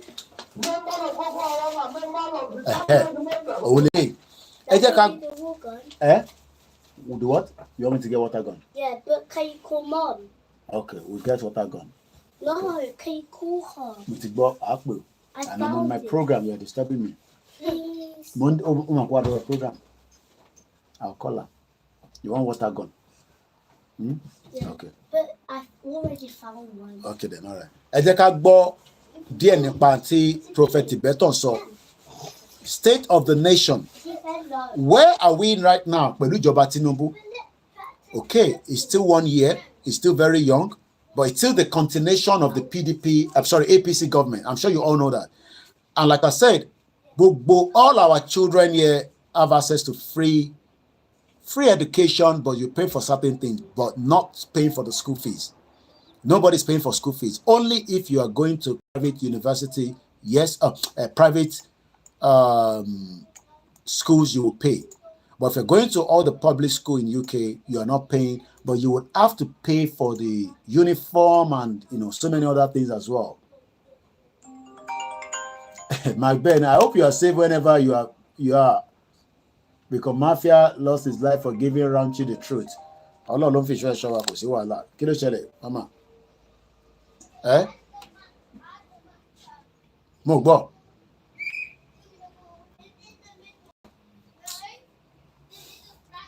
Can't disturb wa lórí program wa lédè ṣá.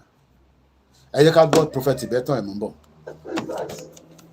Whatever they discuss in the cabinet, they pass it in the night to all the Boko Haram members.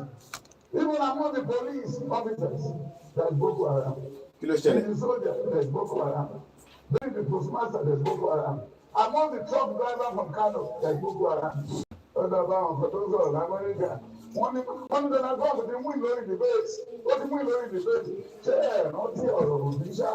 Obi win lórí internet. Obi win lórí internet, but kò rí mi go fún Nàìjíríà.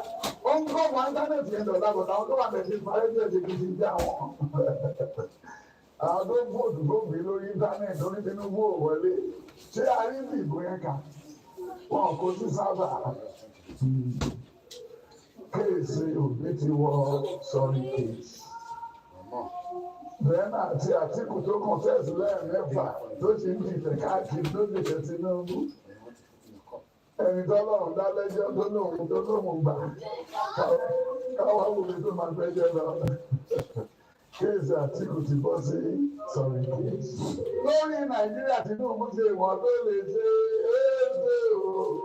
Omi ló kọjọ kàlọ́ oúnjẹ o. Omi wọn kó òkùnkùn tó lè jẹ́ lọ́lẹ́gbẹ̀ẹ́. Tinubu ṣe ìwọ̀n tó lè ṣe ó ń ṣe o. Omi ló kọjọ ká mute lè mú bọ̀.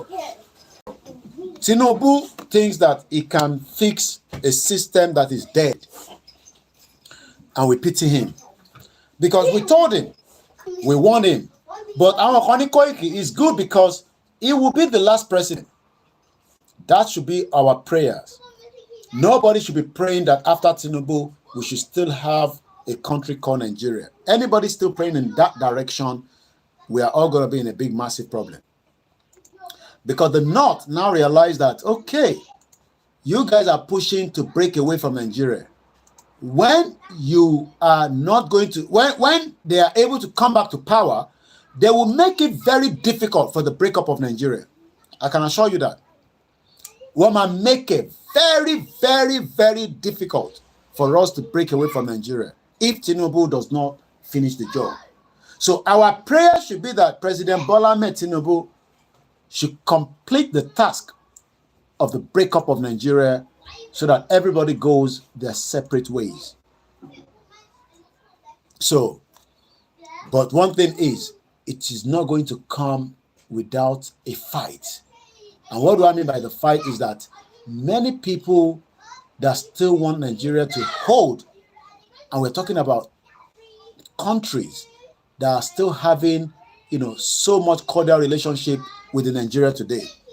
So we're going to go back to our discussion because this is almost the last couple of days. Tomorrow we end this topic and then we go into a new topic, which is what Babakitoye asked us to do every week. So I'm going to go to our prosperity, the good news from Professor, the guidelines to the prosperity. So Tinubu has to do what is needed right now so that we can be free as people. The good news, Path to Prosperity in our Orílẹ̀-èdè Yoruba by Professor Adebanji Akitoye. So I'm going to read the introduction swiftly again. In the following pages, I try to present the glorious picture of our soon-to-come country, our Orílẹ̀-èdè Yoruba. I try to describe the dreams that are impelling millions of Yoruba men and women in our countries of the world to engage seriously in the Yoruba self-determination struggle, to come together in countless self-determination organizations and clubs. To keep awake for many hours, night after night, and putting ideas from the disciplines and professionals in writing about our soon-to-come country shall be great, prosperous, and powerful in the world. God Almighty made us Yoruba people a great people of talent. You innovate. Good afternoon, sir. Mr. Tunde Oladejo Mokindadiwa, Mr. Gutoibo Williams, and many of you that have joined us that are listening quietly. How do we then end up having a Yoruba graduate of marine engineer riding Okada in Benin Republic when we have talent and we have intellect and we have skills, and the large numbers of us are now pouring out those gifts into ideas that will make our country one of the greatest and the most famous country in the history of the world? Some might argue that, but Koiki, why don't you think that, or what makes you think that we can never be great people in Nigeria as Yoruba people? We can never be great in the sense that we have people that doesn't have the same ideology with us. We have people that doesn't have the same thing that we want. They are not interested in what we want, and they don't believe in what we believe in. So we are going to continue to have frictions among ourselves. Taba sọ pé A la fẹ́, àwọn máa sọ pé B. Taba ní B la fẹ́, àwọn máa ní no a fẹ́ B. So what we should all be working towards is to have an independent country where we can all demand our intellect to be used for the purpose of mankind and Yoruba people. And as we stand today, go to all our universities and you realize that, Mr. Ade Goroye Okpeyemi Adisa, you realize that we have hospitals, Kizi 411, good afternoon, sir. We have hospitals in Yoruba land, and there's nobody manning it because the doctors have all traveled out of Nigeria because Nigeria is not offering them the best. We have nurses that are well trained, but they don't have equipment to work with. So let's go further. So the struggle to come together in a countless self-determination organizations, and we must stay awake night after night, putting ideas. One of the ideas is, how do we get the message of Yoruba Nation to every community in Yoruba land? That is the job of everybody, not just myself. Awepa Furrows, good afternoon, sir. Iṣẹ́ gbogbo wa ni pé ọ̀nà tá a ṣe lè ṣe tí ìrìnàjò Yoruba Nation, the message of hope, can get to every community. Kò ní dá fún ẹbí mọ́, ó ní ṣoríire, only your words with so much hate. You know, go better for your papa and your mama. We're talking about our people here. Who cares about Africa? We talk about Yoruba first before Africa. You know, go better for your papa and your mama. Bomb bastard. And then I go to the platform. Oloshi. I'm sorry, Yoruba Nation. I'm sorry, Africa. Africa ko Africa ni. Adi kakoko yanjú ara wa no. Ẹ fẹ́ yanjú Africa. Problem tó wà ní Africa. Tó bá yẹ pé ẹ fẹ́ yanjú ni gbogbo amadàrúgbó sórí ẹ̀ ni. Àwọn Ṣeun Kútì ló fẹ́ yanjú Africa. Òwúdẹ̀ ń gbádùn, ó lè travel around the world. Ó ní visa tó ń gbé káàkiri, bàbá ẹ̀ ti ṣiṣẹ́ lẹ̀ fún. Bàbá ẹ̀ ti ṣiṣẹ́ lẹ̀ fún. Àwọn fix Africa, Yoruba country la fẹ́ akọ́kọ́ fẹ́ gba Yoruba, akọ́kọ́ gba identity wa ká tó máa sọ̀rọ̀ Africa. Africa kọ́ Africa ni. Ẹ mọ problem tó wà ní Africa. Olóṣì. Mo kí Mr. John Dani ọmọ àlè. Let's come back to the discussion here. We are intellect and our skills. Gbogbo ala ní skills. Kò ń ṣe gbogbo ala máa lọ sí university, la máa lọ sí polytechnic. But every Yoruba tó bá jẹ́ true blood ọmọ Yoruba, ó gbọ́dọ̀ ní skills kan lára. Bẹ́ẹ̀ni, àwọn máa lè, à ń sọ̀rọ̀ Yoruba, à ń sọ̀rọ̀ Africa. Africa kọ́ Africa ni. A ní ká kọ́kọ́ yanjú ara wa náà, ká tó máa yanjú Africa. Tèmi tẹ́tẹ́ bàbá dúró la mama, bàbá yẹn Yoruba náà lẹ ní o tí gba nǹkan tó pa, o tí gba ọwọ́ ò tí tèkúdà, o ń bèrè ikú tó pa bàbá ẹ̀. Wọ́n pa wọn náà dànù. Wọ́n máa pa ẹ́ dànù ni. Fóònù ti kú ṣá láìla. Ṣé kò charge ni? Ó dà. Ó fẹ́ òun wá ikú tó pa bàbá ẹ̀, ọwọ́ ò tí tèkúdà. Wàá kọ́kọ́ gba ìkúdà yẹn. Thank you so much, Mr. Johnny. You're asking for who killed your father. You never collect the cutlass. Collect the cutlass, then ask who killed your father. Because the person who killed your father, now he go give you the cutlass. You go, I can't bell ori down. I bell ori e.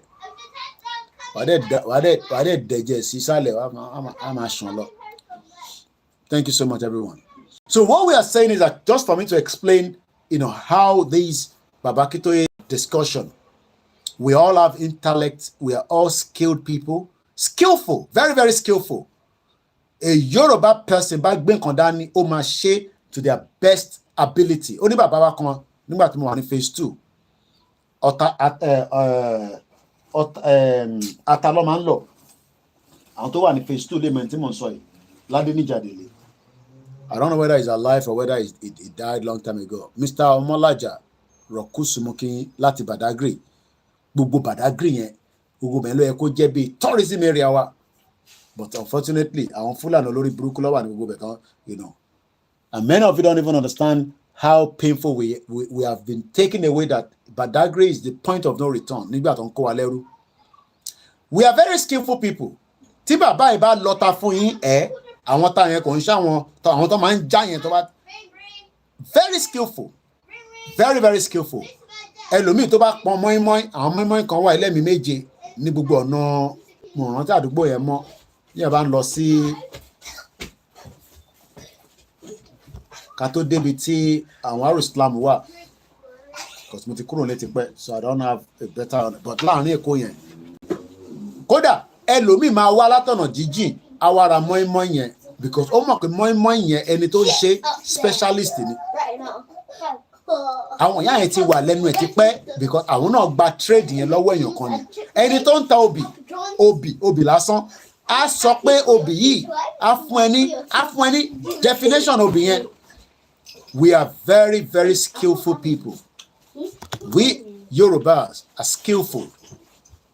But how is it that our skillfulness cannot be utilized on Yoruba land? Tó bá kúrò ní Nigeria, before you know, within 2 years, 3 years, ó ti bẹ̀rẹ̀ sí ṣe kíni, you are becoming part and parcel of a system that is working. Within 3 years, your brain power will be working. Within 10 years, wàá ti di director. Within 15 years, wàá sọ pé tó bá rí director yẹn wọ́n lè ṣe kankan. But the fact that we have stayed in Nigeria for ó kọ̀ wá ń pa intellect yẹn mọ́ wa lára. Kò yẹ ká rí skills yẹn ká rí lò fáwọn communities wa.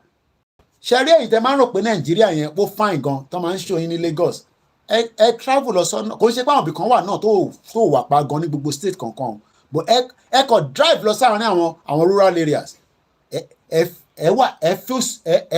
máa béèrè pé ṣé ṣáṣì wà nínú back in those days.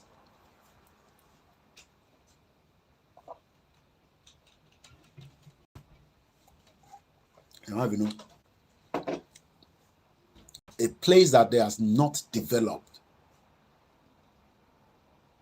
I am not talking about going from Victoria Island. I'm talking about drive into your rural area.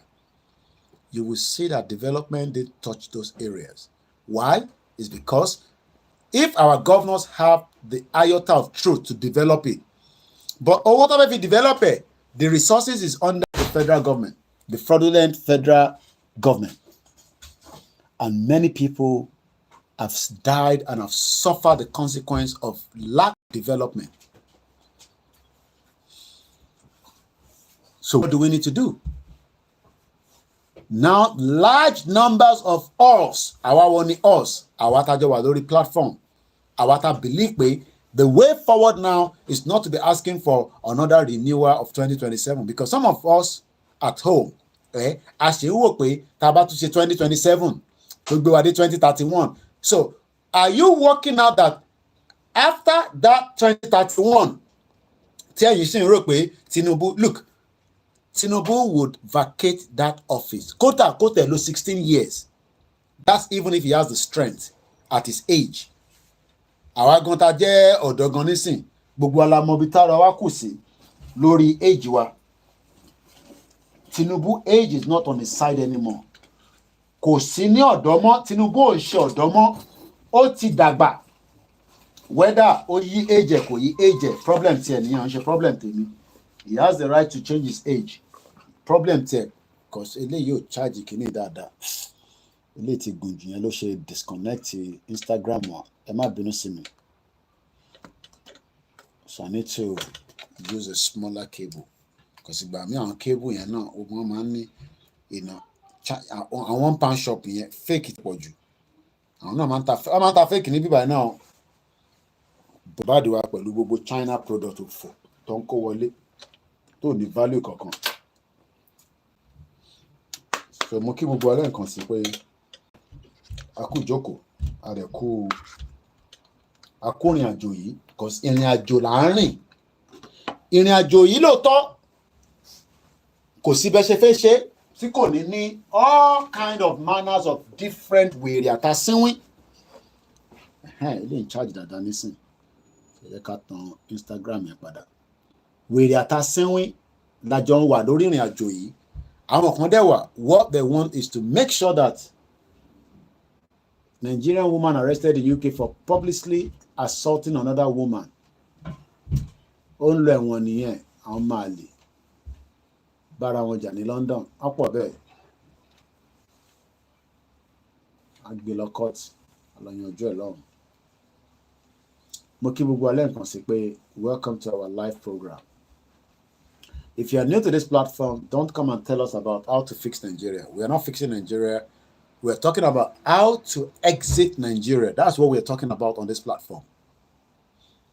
So when we are looking at everything, 7 ló ṣe lù lọ́dọ̀ tiwa, just like lọ́dọ̀ tiyin now, the day is still very bright. 7 ni o, òrùn tẹ́ ń rí tó ń ràn yìí, aago méje àbọ̀, àbí aago méje rather.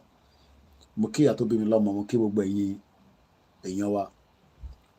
Thank you so much, those of you that are listening to us on all the platforms.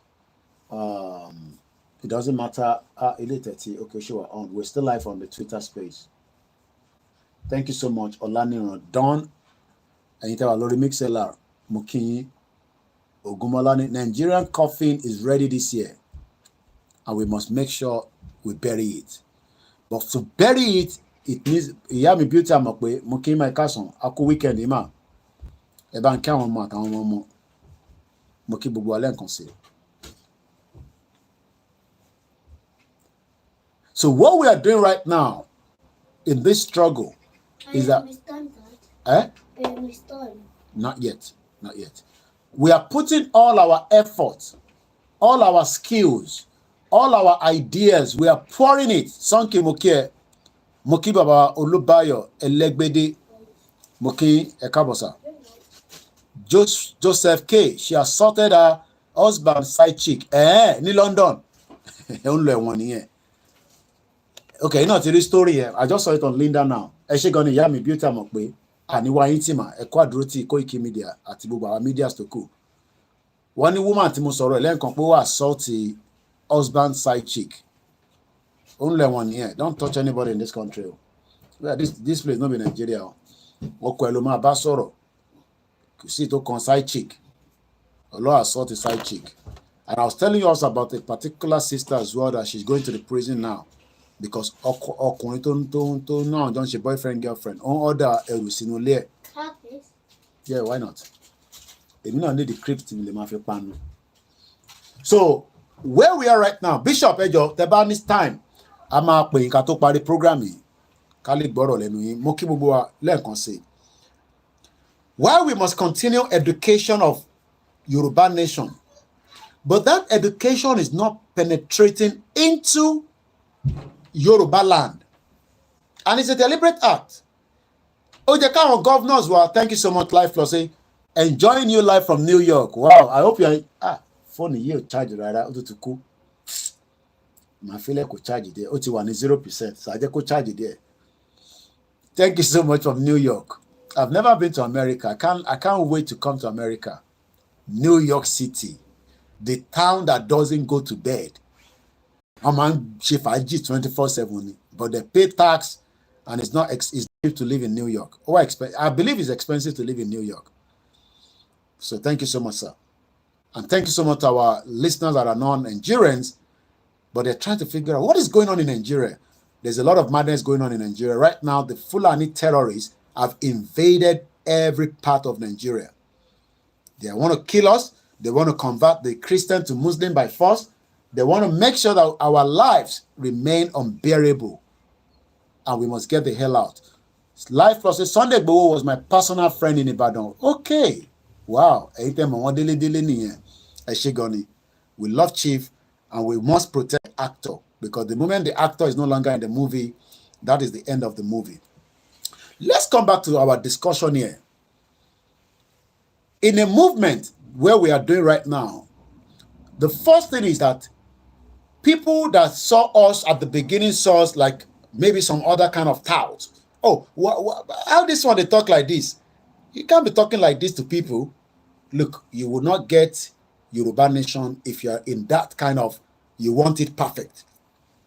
We must put everything inside. The only thing that we have not put inside this movement is violence. And I can hold my chest and say that clearly. We have not involved or put violence in it. And nobody can come out and give any evidence to say, oh, Yoruba people that have started Yoruba Nation campaign, the movement, even in the midst of people thinking that we will push a bit of violence into it, we've never. Because we have a father that knows that we can do it. It has been done. Wete. Whatever led to the wete. We know what happened. But our wete. So what we are doing rather than wete is educating more people on all the reasons in the world why Yoruba should leave Nigeria. God will surely protect our CSI. Reflect on, because sometimes you don't know when people are watching, because I'm not in a confined place. It's an open place, and sometimes there's all kind of noise filtering through. So our father, both of them, said this will not be in a violent way, but rather in an intellectual discussion, in an intellectual debate. Thank you so much for watching me all the way from Washington, D.C. Babawa John Dada. Many Nigerians are living in America and they're doing very, very well, whether they are Yorubas, Igbo, or Edo, Bini, and probably some few Hausas as well. So where we are right now is that a lot of the intellectual and other efforts by our people come to me as the father of our self-determination struggle. Mr. Akinwale Ishola Mokibu were in grandpa. I thought they were in their 70s. They've expected so out of Nigeria, but Nigeria failed to deliver. I think some of us need to understand that. Do you know that there are some of our fathers that they're your charger can be so really none because earlier forky charge koloku mawalenu that's in Nigeria. Nigeria ni on nino. Àwọn tó dẹ̀ níná wọ́n ní ṣe ni owó tó ń charge àwọn níbo ni wọ́n wà tó wọlé látẹ̀kàn kí ló ṣẹlẹ̀ ń bọ̀ má bínú. Ó yànnà wọlé síbẹ̀. Mo kí gbogbo èèyàn wa tẹ́ wà lórí ìjókòó. I am talking to people that have looked to Nigeria. Kí ló ṣe báyìí nísìnyí? Okay, ti padà. And they were hoping that this country should have given us joy. People that were looking up to Nigeria from the 60s, the 70s, all of a sudden everything just bakala. Kilo shele in Nigeria. How did Nigeria got to this mess? It's because we were never one. Mr. Sharpboy, Mr. Mark Jamel, good afternoon to all my sisters and our mothers on the live program. We were all hoping for the best out of Nigeria, but Nigeria was never hoping for the best for us. So Babakitoye now produced what we called a kind of a manifesto, 95-page document. You can find it on the Koikimedia.com or the new channel called the Koikimedia International News.com, which is where we are producing our news outlet on a daily basis. So what Babakitoye did was to put together some kind of document. Going to document because many of you say Dukwani has some document that she took to United Nations. Yet United Nations could not even talk about all the shenanigans that she was doing and the lies. So Babakitoye came up with this document, which I printed out. Because as a journalist, we love to have the. I'm going to turn on this thing. It looks like it's getting a bit back. Oh, no, right? Oh, no, so Babakitoye gave us something to work with. Some of you will not have the time, okay, Mr. Sharpboy, to go and read it. So what we have done in this platform in the last 6 weeks, as we go into the 7th week, is to discuss everything in this document called the good news path to prosperity. There is no country in the world today that will not, the UK new government has documents on how and what they will do for the next 4 or 5 years as the new government in place. I'm talking about the Labour Party. So Baba Akintoye putting down these, document, something like this to work with that I can feel, I can touch. She was just a liar, disturbing us and saying she has got a country for us. We should be we should be dancing. We should not even worry about anything, that the country is already in existence. And I'm asking people, are you normal? Are you guys normal? You're not normal, because if you're normal, you will know that in the world today, if you say you have given country, the United Nations should be able to tell me by going to their website, and I can put information now on a hard copy or what is called PDF. But Wale Ali kò lọ sí school. Okay, agreed. But what in Beni lo òyìnbó ní Santi Kojo Meta, Ojo kò sórí YouTube. We have got Yoruba Nation. Àti gba Yoruba country. Ẹ máa jó, ẹ máa yọ̀. And Yoruba people believe that nonsense without even a document of. This is a document. Maybe some of you don't know what is a document. Cherry, I printed this out on my printer in the house. Ó wà lórí PDF. Tẹ́ bá fẹ́ kakini, ẹ lọ sórí Koikimedia International News, all one word.com or koikimedia.com. International news. There's a page there I put as Yoruba people. Click on it. This is what you will find. This Benny Arole Odudua Eshiwalori program. Dupe started telling us only blueprint. This is not even the first one that Baba Akintoye will be putting out. There's another one that Baba Akintoye put out, which is out there. So the lies that many of us believe from the nonsense with this kind of woman is because people wanted a country, but yet they did not understand what the input has to be.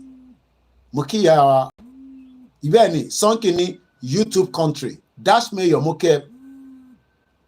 Gbogbo ọ̀rọ̀ Wálé Àlì lórí irọ́ àwọn àwórí. You can tell that sometimes mo máa ń béèrè pé báwo làwọn yẹn ṣe wọ UK. I'm sure pé àwọn tó gbérọ́ kalẹ̀ sílẹ̀ nígbà tó ń bọ̀ ní UK nìyẹn. Because you live in a country like UK where even the UK government, as I have it here in the paper that I showed us and I've been showing us for some days now. Labour heading for historical win. Labour, if you go on their website, okay, let's find some, let's test something. Labour manifesto. Let me just go on Google. Kako type in Labour Party manifesto photo. Let's say Google to be jáde. Let's click on this. The Labour Party manifesto 2024. Our plan to change Britain. This is a plan that when we have Yoruba country, there might still be some kind of amendment with this. It's a draft. Draft regional government. This is like something similar, explaining detail by detail what we have to do when we get to the country called Yoruba Nation. Mr. Yusuf Tunde Mokinyi. This is the Labour Party, and I'll share the link. Read the Labour Party Manifesto 2024. Why are we now believing that Dupa Onitiri ló náà ní blue lórí irọ́? Adele Káàbọ̀ apá kẹrìndínlógún ìjìnlẹ̀ ti ya wèrè.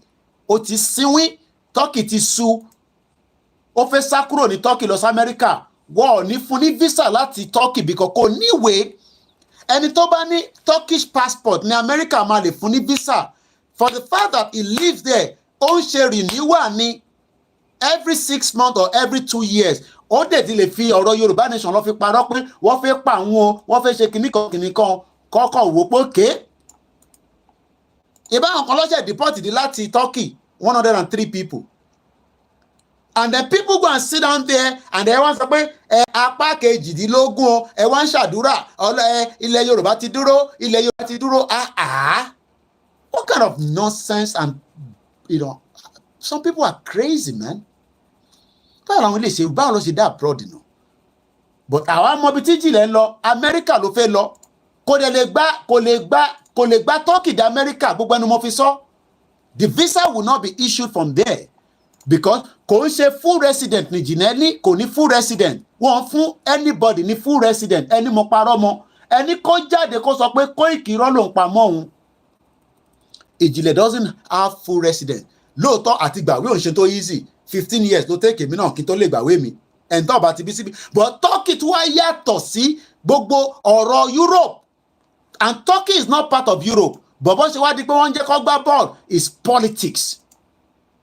Turkey tẹ́ rí yẹn is not part of European country o, but wọ́n jẹ́ kó gbá ball politics ló ń play pẹ̀lú wọn. Wọ́n ẹ mọ̀ pé bígbà tẹ́ pé wọ́n fún wọn ní nǹkan jẹ kó lè bá jẹ́ kí ẹ̀mí wọn máa rò pé wọ́n ń bọ̀ wá di arapọ̀ mọ́ European country, but the standard there is an European country. Tó bá débẹ̀ but wọ́n ní tiwọn náà lọ́wọ́ freedom of kíní wọn or speech wọn kò dára rárá. So the fact that when somebody says that àtìgbà country ẹ wá ń jókòó ẹ wá ní ìlú wa apá kejì à ń ṣàdélé à ń ṣe kinní kan ẹ̀yin èrè ni ẹ̀yin tẹ́ lọ ń support nonsense yẹn ẹ̀rẹ̀ wà lámẹ́ báwo àwọn yẹn ṣe dé America gan sef, how did you get to America ẹ̀yin wèrè báwo lè ṣe wọ America how did people get to America ṣé tígbà tí Joe Biden fẹ́ campaign nísìn ṣé ó kàn sọ fún yín pé ìlú wa o apá kejì o lórí YouTube kò fún yín ní paperwork báyìí bíyàn bá tẹ̀ ra nǹkan tuntun gan sef ó máa ń ní document nínú tó bá ra brand new kò ń ṣe second hand gan sef wọ́n máa sọ fún ẹ pé ó ní 90 days. How are Yoruba people mad like this tó máa ń pẹ́ ṣí èrè kò ń ṣe ẹ̀yin tiwa o àwọn tó ń tẹ̀lé dúpọ̀ ní ẹ ti ń ṣí èrè wèrè wà lórí yín. Ẹ wá jókòó apá kílẹ̀ pẹ̀lẹ́ nǹkan ẹ̀gbọ́n mi mo fẹ́ lọ ka kọ́mẹ́ǹtì kílẹ̀ pẹ̀lẹ́ nǹkan yẹn àrólé òjìdílẹ̀ wọ́n ní Adélé káàbọ̀ apá 24 ìjìnlẹ̀ ó ti ya wèrè ń tẹ́ lórí ó dẹ̀ níyàwó nílé ṣá ìyàwó ò dẹ̀ pẹ́ sínú ilé pé balẹ̀ mi nonsense lẹ́ ń ṣe yìí náà. Irú ìjìnlẹ̀ yẹn á ti threaten ìyàwó ẹ̀ nínú ilé. Irú àwọn máa jẹ́ husband abuser. TJ ni it's beyond human imagination how they all got visa to the countries they reside. Kátẹ̀ sọ pé Turkey yẹn àwọn tó wà l'Amẹ́ríkà àti UK ńkọ́ àwọn kan náà wà ní Canada àwọn bàbá wa kan tájọ́ ń ṣe Yoruba Nation kátẹ̀ sọ pé àwọn bàbá yẹn ti dàgbà kòkòrò ti wà lórí wọn. Tẹ́ bá lọ sórí channel ìjìnlẹ̀ nísìn jágbajàgba jogbo ẹ jẹ́ kákọ̀ gbọ́ kan tó ń sọ ẹ kọ́ máa wọ́ndà pé ṣé àwọn people normal ṣé ẹ normal ṣá ẹ wá jókòó ẹjọ́ pé ti gba country apá 22 wèrè wà lórí yín. Mò ń bọ̀ ẹ̀gbọ́n nǹkan tó ń sọ lórí channel wọn nísìn it is madness. Ìlú Ìbàdàn ẹ̀kí Adélé káàbọ̀ apá 17 wá and 179 people are watching it. Ibi tá ti ń sọ correct 134 people wò wá. You can see that we are dealing with madness. Ẹ̀kí Adélé yìí káàbọ̀ apá 24 nothing. Bàbá kan wá jókòó at 89. Ó wá draft eléyìí ó kọ síta àwọn kan wá bá type ẹ̀ bí bàbá kí tó bá tẹ̀lé type ẹ̀ tí ẹni pé kó kọ́ ó wá kọ́ pẹ̀lú àwọn committee kan àbí òun nìkan ló kọ́ ní whatever ó wá know that Labour Party ni mò ń sọ fún yín pé òun lè léyìí àwọn ò ní sọ̀rọ̀ kó má rí bẹ́ẹ̀ read the Labour Party manifesto ẹ jẹ́ ká ka díẹ̀ nú ẹ̀. Mò ń bọ̀ let's read the Labour Party manifesto for 2024. My plan for change. Ìyẹn Sir Keir Starmer ló sọ̀rọ̀. This election is about change, a chance to stop the endless conservative chaos that has directly harmed the finances of every family in Britain. A moment where we can turn the page on a set of ideas that our 14 years have consistently left us more vulnerable in an increasing volatile world. An opportunity to begin the work of national renewal, a rebuilding of our country so that it once again serves the interests of the working people. Is that not the same thing? The good news and the path to prosperity. Orílẹ̀-èdè Yorùbá. Ẹ wá lọ jókòó sódì ìjìnlẹ̀, ẹ wá ń ṣe prayer lójoojúmọ́. Ìlú Ìbàdàn, ẹ kí Adélé káàbọ̀, apá ìkẹta, adẹ̀rẹ̀ àwọn kan bẹ́ẹ̀ nísìn. Cecilia Adéníran ní, ẹ máa tẹ àmì 100. Àwọn ilé ti ya wèrè o. Ẹ máa tẹ àmì 100 láti gba country. Mò ń bọ̀. Ẹ̀gbọ́n kan tó ń sọ nísìn. Ẹ máa wonder pé how did Yoruba people get this kind of situation? Ẹ máa gbọ́n kan tó ń sọ. Ẹ máa gbọ́n kan tó ń sọ. Náà rèé lẹ́kùnrẹ́rẹ́.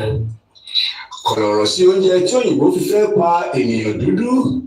Òtítọ́ ọ̀rọ̀ kò sọ wípé ká má sọ òun. Àsìkò wa ti tó báyìí láti sọ òtítọ́ ọ̀rọ̀ fún ara wa. Bí ọ̀rọ̀ ṣe rí gan-an láàrin òyìnbó àti ènìyàn dúdú. Ẹ má ṣe jẹ́ kí a tan ara wa mọ́ o. Ẹ má sì ṣe jẹ́ kí a fi ọ̀rọ̀ sí abẹ́ àsọmọ́ èdùn. Ìjìnlẹ̀ ó ti ń sínwín. Mo ṣe gbà pé ìjìnlẹ̀ ti ya wèrè. Ó ti ń sínwín. How did we arrive into this? It just shows the vulnerability of what Dúpẹ́. Ṣẹ̀rí Dúpẹ́ ó ti mú ẹpọ̀n ìjìnlẹ̀. Ó ti rárá ó ti mú dání. Tí ìjìnlẹ̀ bá dẹ̀ dìde, ẹpọ̀n yẹn máa já sí lọ́wọ́. Because this is totally nonsense. And we have people there. Don't comment. Òun lélẹ́yìí o. Àwọn wèrè. Love àti gba country. Love. Àwọn wèrè. Ìyá kan náà wà ń bẹ Ọ̀jọ́rọ̀ Elizabeth. Ìyá yẹn ti ya wèrè. Òsínwín. France lòun ń gbé. How did we arrive there is because we have people that have dementia and mental problems. Abimbola, love. Joe Shobowale, love. Ẹ máa like ẹ. Ẹ máa thumbs up. Jọkẹ́ Akilolu. Gbogbo àwọn ilé nísìnyí wọ́n ti believe pé wọ́n ti gba country. Ìyá ẹ̀ Priscilla àwọn ìyá wèrè Amẹ́ríkà ló wà. Mo mọ̀ dáadáa nígbà tàbí Ìjẹ̀bú ọmọ Ìjẹ̀bú ni. Priscilla Ajayi. Democratic Republic of the Yoruba. Ó ń dúpẹ́ lọ́wọ́ Saint Modúpẹ́ Ọláọmọ Báwà Onítìrí. Priscilla Ajayi mo mọ̀ ìyá yẹn dáadáa nígbà tá a bẹ̀rẹ̀ Yoruba Nation. Amẹ́ríkà nìyá yẹn wà. Ó ní kó máa dúpẹ́ pé Democratic Republic of Yoruba. Ó dẹ̀ jókòó sí Amẹ́ríkà. So you can see that we are dealing with many problems. But ìyẹn wá stop ní táwọn à ń ṣe lọ lọ́wọ́lọ́wọ́ to push and continue to educate our people on the true path. And one day, they would eventually, mo kí Jésù nìkan lọ́ba, ó ní ìjìnlẹ̀ tí ń sínwín tipẹ́tipẹ́. Bàbá mi Adéyẹmí ní, they are not normal people. Don Calvin ní ìjìnlẹ̀ is a madman. Jimoh Razak ní is on Kolos. Agbájẹ́wàsíù ní crazy Adele set of people. Mo kí brother mi Síkírù Adéwálé.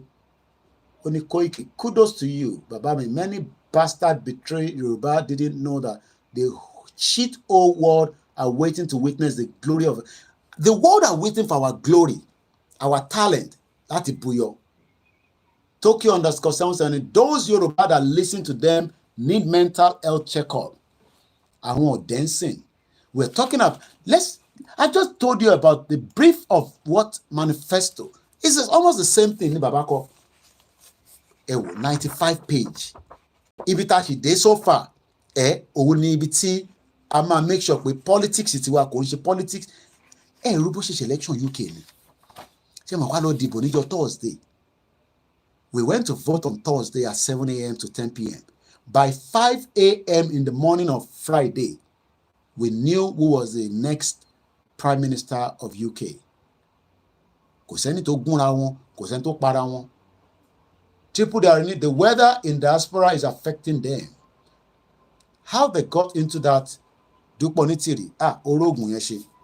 So we are just about, because I might love to come back out later in the night, probably after 12 we say. So Atishe 2 hours 37 minutes. I will not let it go more than the 3 hours so that we can have more time to come out again. Akin Games, shout out to you. How do you convince people that I take back country?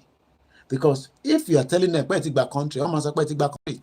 I want to declare, I want to Ọlọ́run ti bá wọn ṣe, Dúpẹ́ ti gba Yoruba Nation fáwọn. But ẹni kí Dúpẹ́ fún wọn ní one form of document. Wọ́n rí gbé jáde. Wọ́n rí gbé jáde. Unbelievable.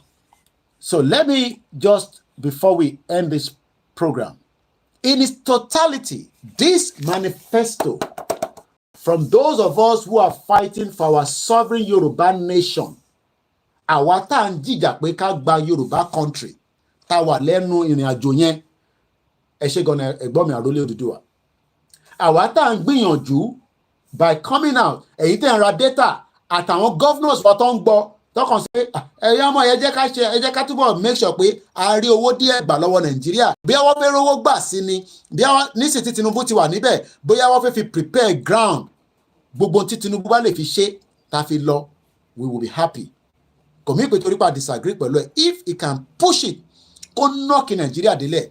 Mo dẹ̀ ti sọ fún Tinubu pé ẹ sọ fún pé put the military into 3, gbé half fún àwa, gbé half fún north, gbé half fún àwọn ilẹ̀ Igbo sí ọ̀dọ̀ tiwọn náà, so that tí wàhálà bá tẹ̀ dé, we have something to fall back on. Kò sẹ́ni tó máa intimidate ara wọn. Bàbá mi Bámidélé ní Mr. Koiki, British know us more than ourselves. They know that what we can do in the future, and that is why they are holding that future. Ìyẹn lọ sí fẹ́ yẹ kí future yẹn pé ká débi tá máa dé. Àwa la máa wá disagree pẹ̀lú wọn pé no, we want a better future, not the one that we find ourselves in right now.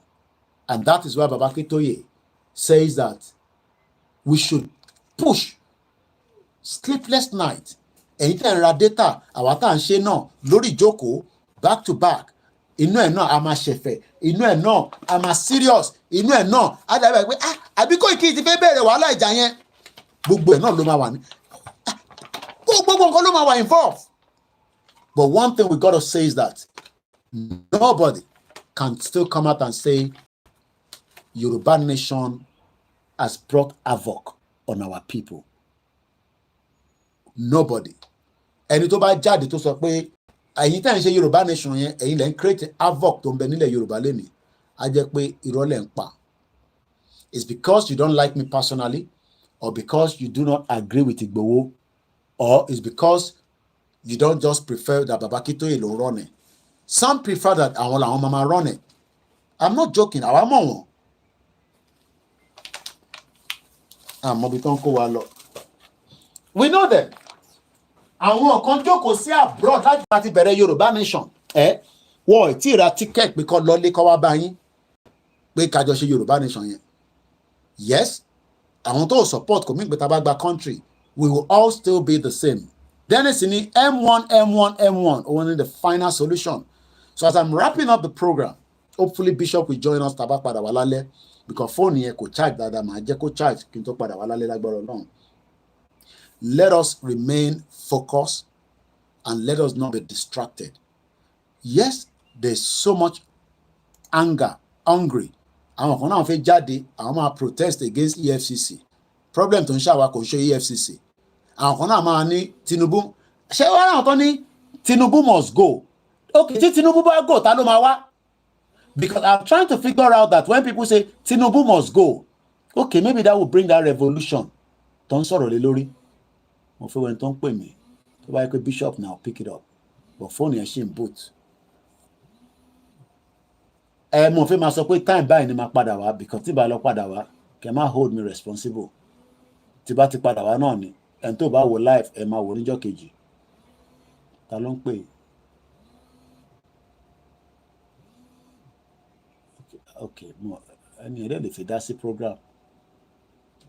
ẹ jẹ́ kí n kọ́kọ́ sáré pé wọ́n padà nù. Ó fi jọ nọ́mbà bishop. Bishop lẹ múra bí àwọn tó ń lọ sí cowboy yìí. Bishop kí ló dé bishop? Ẹni dínà pẹ̀lú ìyàwó yín ni. Gbogbo ẹ̀ ló ráhùn báyìí. Kí ló ẹ máa mo máa ṣé yan wà nímọ̀ pé bishop máa ní tẹ́lẹ̀ ti transform rẹpẹtẹ báyìí kí ló dé? Ẹ wá tẹ máa gbádùn outfit yìí kẹ́ ẹ. Láìní yẹn crack o kí ló ṣẹlẹ̀? Sójú òun rọ̀ lọ́dọ̀ yín ni. Ẹgbọ́n sókè sà. But láìní yẹn ó ń crack gan. Ó yá a manage ó ń crack but ẹ go ahead.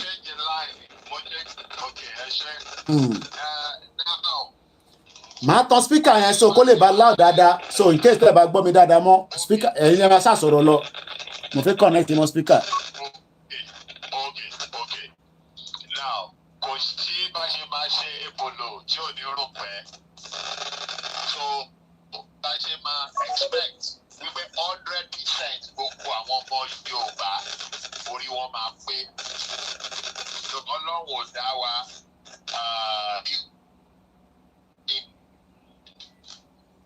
àwọn pé intelligence we all be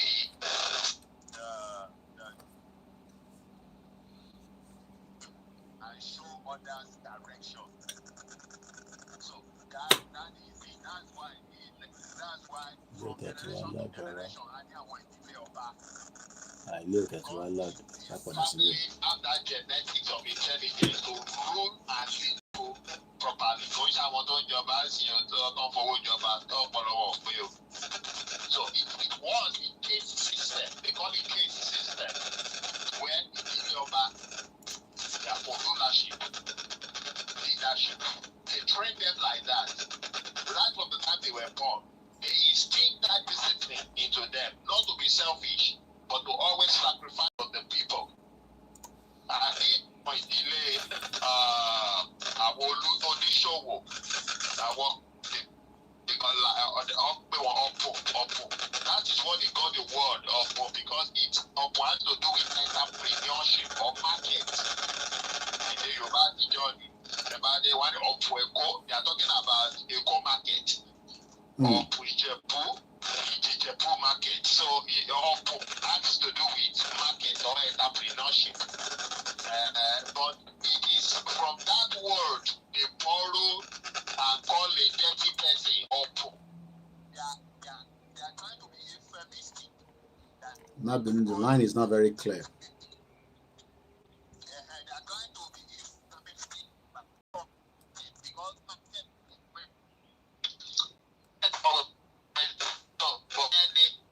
language is conventional. So when you look to learning Oppo. So we are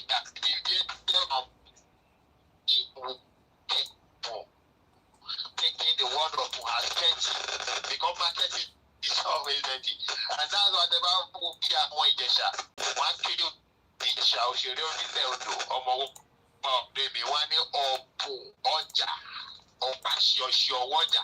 That means they are entrepreneurship. They are people that are entrepreneurship oriented. That is what he's saying as Oppo. Now, talking about Yoruba Nation. Now,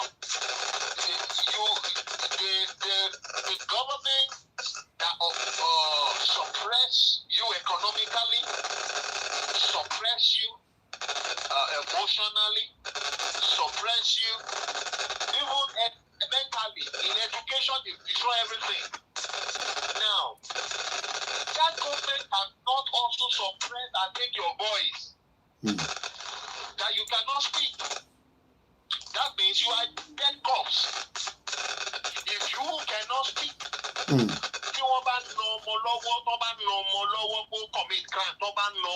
you will speak out and cry.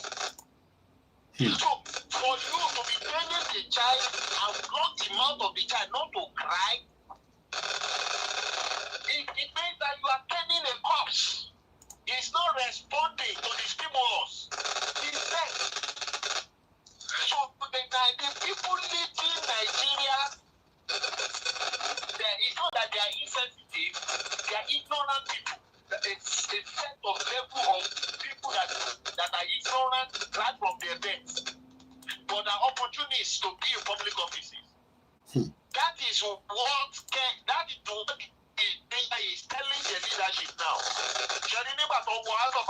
parliament, you want any group of Babas by your share, one sati to one sadadu. The president, the parliament will go on saloni. When the police and the soldiers they give guns cannot hold down the people, they kill the people, increasing the more. So we have kind of leadership in Nigeria or in Yoruba land that are foolish people right from their youth. They are foolish people right from their youth. They are intelligent in carnality. You don't call somebody that is smart a crime. No, that's not it. Intelligence has to do with how to maximize resources. How to maximize resources. I'm still looking at the kind of intelligence somebody like Papa Tunde Raji Fashola, how he handled Lagos State, and people were happy. A man that he wants to build road and is ready to demolish your house, but he's not doing it rudely. He engage you, ask you how to be, and people willingly submit part of their building to be demolished. That is intelligent leader. Looking at how Soludo handled matter of central banks, of banks, when he was central bank governor, when banks willingly choose their partners to match without any central bank forcing them, because he engaged them, discussed with them, showed them the plan and the standard of international standard, and now they will increase their capacity. And the bank director member choose their partners by themselves, emerge and become stronger without him forcing them. That's leadership. But what we have a foolish set of people, money mongers, who are smart in criminality, thinking they are intelligent, forcing people, taxing everything. They tax. One guy, the company now in Alimo Short here, they produce paint. The local government went and made those companies that they want to collect tax of 1.2 billion from them.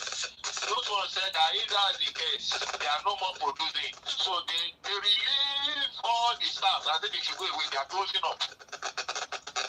All those staff now are jobless. Because of some set of stupid people in public office, the money they are collecting from federal allocation cannot accountable to that. They are using advantage of being the government to oppress the security. They are not providing jobs, and they are closing up available jobs. So the government says, look at all the companies in Nigeria putting up and packing away. Guinness has closed. Now you cannot drink. Before Nigeria, you drink Guinness. They have small stout, big stout. If you see every small stout or big stout now, it's very expensive because you are drinking the last product. The company that produce all those products is gone out of Nigeria. If you will see any Guinness product now, it's important. Companies are leaving Nigeria, and you have your people in the office traveling abroad, telling them to come and investment in Nigeria, paying them, deceiving themselves. It's like a man who marries first wife, the first wife left, second wife left, all his children left, third wife they leave. I now go on the social media telling every lady, please come and marry me, I will take care of you, I'll do this. No woman will come near you. They will ask what make the first wife to leave, second wife to leave, third wife to leave, all your children left you. And you are now telling us you are the best man, you should come. You will not. So anybody standing and believing in Nigeria is a fool, just like the people in the leadership. Our boys. And because you are the sort of thing, nothing that you should so powers. Tó bá fẹ́ kí Ọlọ́run àrá kó sọ́ta ẹni níbi tó bá wà. You our boy. Let me tell you, Jesus is a tough man. Koiki, are you hearing me? Loud and clear. We can hear you, sir. Jesus is a tough man. Forget the fact that he surrendered himself to the guilt. That has to do with spiritual or something. It's a sacrifice that he felt he should do. But as a person, he's a tough man. There was a time when within 6 months,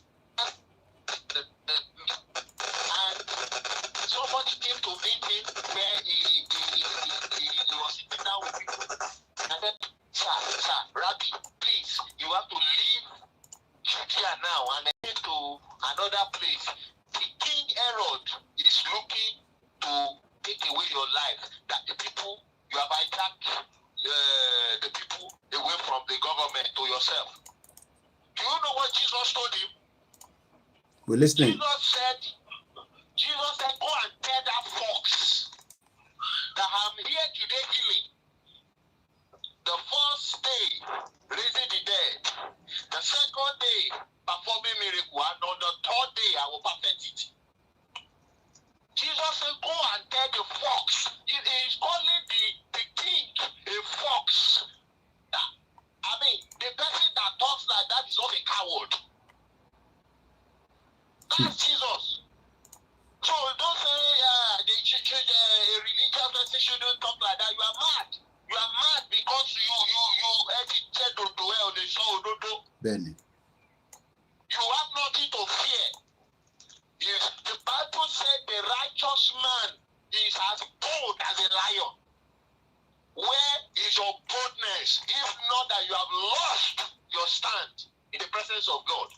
If you have a right standing in the presence of God, you will talk tough to power. These people are cowards. All the politicians are not even cowards. They can't stand the truth. They breathe by compromising you. And when you compromise, you have no standing before God. You are just like them. You are just like them. And I think we said it among the Christian organization and so that all these offerings, tithe and everything you collect in church now, reduce it. If not, stop collecting any offering from the people this time. The money that comes to the church is not for the pastor. It's not for the pastor. It is because there is no check in Nigeria. All what they can and whatever, there is no check. It's not done in any other place. Reduce all those collections. In fact, collect those money and go and help the needy. Because that's the purpose of the offering, to help the poor, the orphans, and the widows. The one that the people in the church that are not working, that are surrender themselves hopefully to the work of God, then they can manage the rest for themselves. Yeah, that's just it. But it's not that everything should now be self. That is what is written in the book of Malachi. What happened in the land of Judea? And he said, bring all the tithe. He is not talking to the people. He's talking to the Levite, the people in the presence of God themselves. Bring all the tithe and offering to my house. If I will not open the window of heaven, because owó yẹn làwọn fún wọn wá rí àwọn èèyàn wà nínú ìyàn wọn ò rí láti fún wọn sí mọ́ oníkálukú bá tiẹ̀ káàkiri. So God was now telling them wípé ìdẹ́ yìí tì mọ́wọ́ yẹn ẹ dá padà ẹ fi ran àwọn aláìní yẹn lọ́wọ́ kọ́ lọ fi ṣòwò ẹ wá wò tí owó bá ti ṣí fèrèsé ọ̀run sílẹ̀. So ọwọ́ wọn ní that capital wà, the capital. The same thing with the government. The government have the money. They should look inward into Nigeria and some help business case and stop that. You are taxing the foreign investment are going.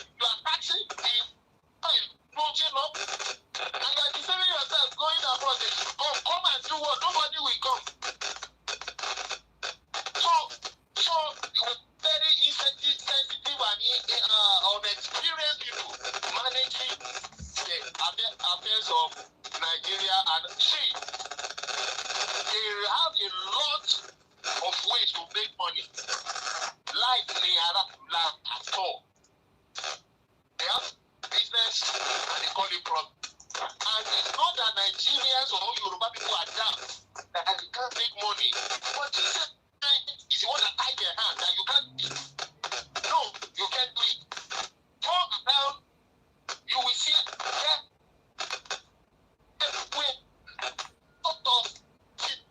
Everywhere.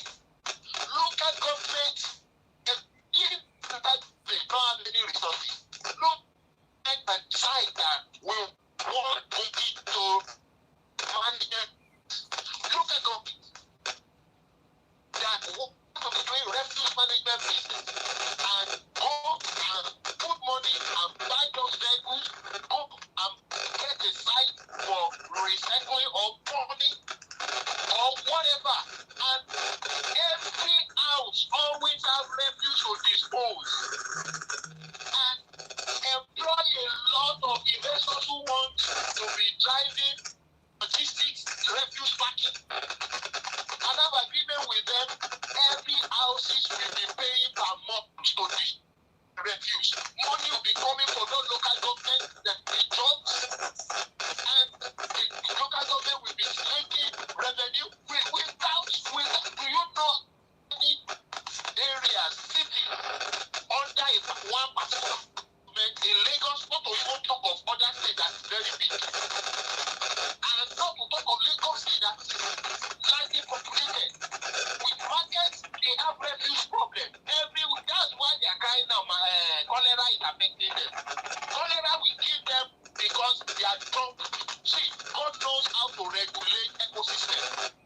When the people's ecosystem are not following the right order, there are byproducts of the ecosystem that will extinct them. Until the right one that will follow the right order will emerge. Are you getting me? Loud and clear, yeah. It's a simple principle. All of them hands down, oppressing, attacking, encouraging the people, and at the same time opening their mouths to collect from the federal system. Now, that federal law, I won't call it federal, unitary law, that unitary law Nigeria is practicing of the problem of Nigeria. Law 2, it will take that law as a orientation, be oriented for our people to know that it is possible to do things. Those of you on the Mixella, we have 33 seconds left on that platform. For them to know. It's not somebody that will do things for them. Another issue is security issue. Security issue. Why waiting for government to protect you? Egypt, I think 2 or 3 streets. I think I have now. Tinubu has ordered all the local kings to institute that. Maybe they've heard of what instruction that we gave the Yoruba Nation this thing. Tinubu have ordered that kings to arrange 2 or 3 streets in an environment. One Yoruba resident or a coordinator. That is a CDA. It's a CDA. It's properly managed. One man security T1. One man security T1. 3 street can come. Only landlord chairman. Gbogbo wọn ló máa wá náà máa ṣe meeting pẹ̀lú leader yẹn. Tọ́mọdé ti ṣe meeting, wọ́n máa san owó security every month. Ìdílé sọ ìyàwó sì di àbá ògbé sílẹ̀.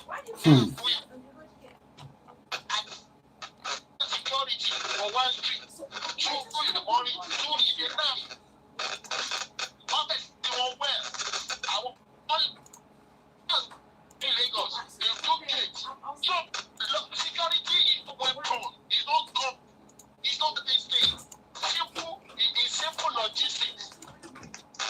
So, what don't they have ever wrong? Or the to fẹ́ wá ṣe ìkà, a terrorist, go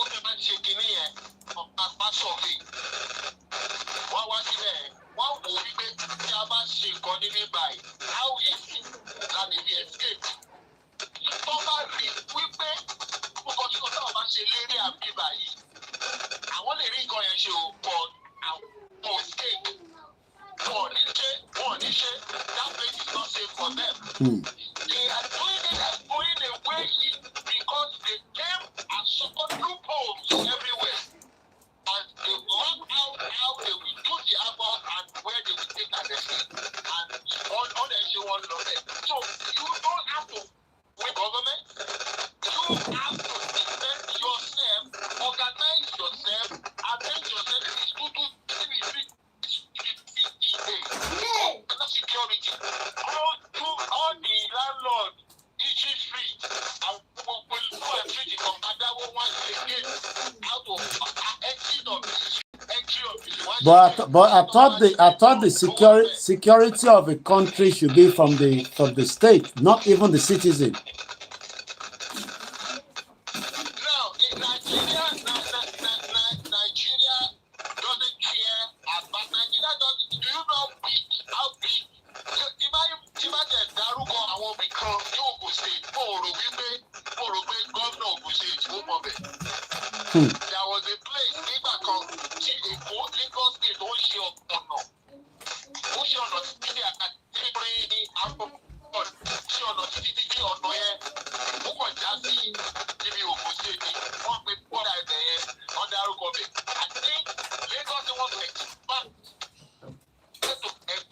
To that place. So, who are the governor of the state? There is a place also so. Oga is territory. Ogunse governor was very rara Ogunse Obi tó jẹ́ bẹ́ẹ̀ ní ìṣàrà tẹ́lifíṣọ̀. Bí Lagos ṣe ọ̀nà kọjá ni ó ṣe pé ó sọ̀nà wọ́n bẹ̀. Wọ́n láti ọ̀nà yẹn lọ já sí ẹ̀jì sọ́pọ̀tà. Àwọn ọ̀tà local government ló láti lọ stop Lagos State wípé no. Ó tó ọ̀tà ló ń gbé nígbà yìí. Wípé gbogbo bẹ̀rẹ̀ ní ọ̀tà ní bọ́ọ̀dì ní ẹni sọ̀nà wọ́n bí. Lagos State ó ti gba gbogbo bẹ̀.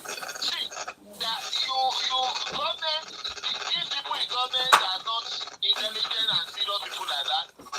And if they really you have the right to defend your. How many police in Nigeria are they? You have been protecting our it's a simple thing. How much will a house contribute in a month? And security. It's a great job. And the people you employ, you know them.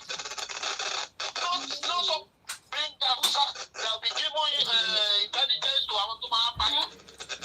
You know them. And you train them well. So these are very simple things to do managed by ourselves. Government starts from your house to your street, from your street to your community, from your community to your locality. This locality from your town or your city. Before you talk of government parastatal like local government and all that, Tababa Yoruba Nation, to everything, but while we are still modular under Nigeria, we can still take charge. That's what they call it, to take charge. We take charge of ourselves. Then when we take charge of ourselves, we don't have problem with all these the same thing go with economical stuff. We in RB Virtual Bank Transacting Yoruba, we are doing a lot in Lagos concerning the economical aspect. Okay. We are going to the grassroots, every local government in Lagos State, grassroots. We are offering startup business.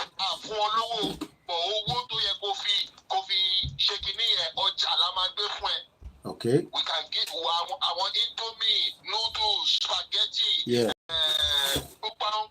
Worth of 50,000 naira. Okay. That's good. Before you know it, you can now raise money to buy. I want to lower price because we have partnership with the factories that produce all those foods and productions. Okay, that's good. And we are doing that from the from the Yoruba Nation perspective. There there is no noise like that. We take care of our people. And that's why we are encouraging people to go and open Yoruba accounts. From your Yoruba account, you will generate FSS. It's called Financial and Social Security Code. But everybody should go and get it. Because that in America, they have their own Social Security Code. So Yoruba Nation, we have our database now. Through the Yoruba account, the code will be generated for you, and from that code we can manage you. We have your profile, we know your information, we can manage you, we can call you, we can provide for you. Are you getting it? Loud and clear. So that is what we are doing. So if you say you are Yoruba Nation, and what are these Yoruba Nation people doing, you will never know what we are doing, because we are not making noise, and we don't have to make noise. But we are helping the indigenous Yoruba people. And because you are called Sule, Omotola, you are called Yoruba name, doesn't mean you are Yoruba indigenous. Hausa Yoruba Yoruba. Àwọn Fulani ti Yoruba Yoruba. Igbo ti Yoruba Yoruba. We now have our database, and we can track indigenous Yoruba people that are registered with us. Tabagba orílẹ̀-èdè wa tán. No Nigerian document to be used to verify and recognize you as a Yoruba person.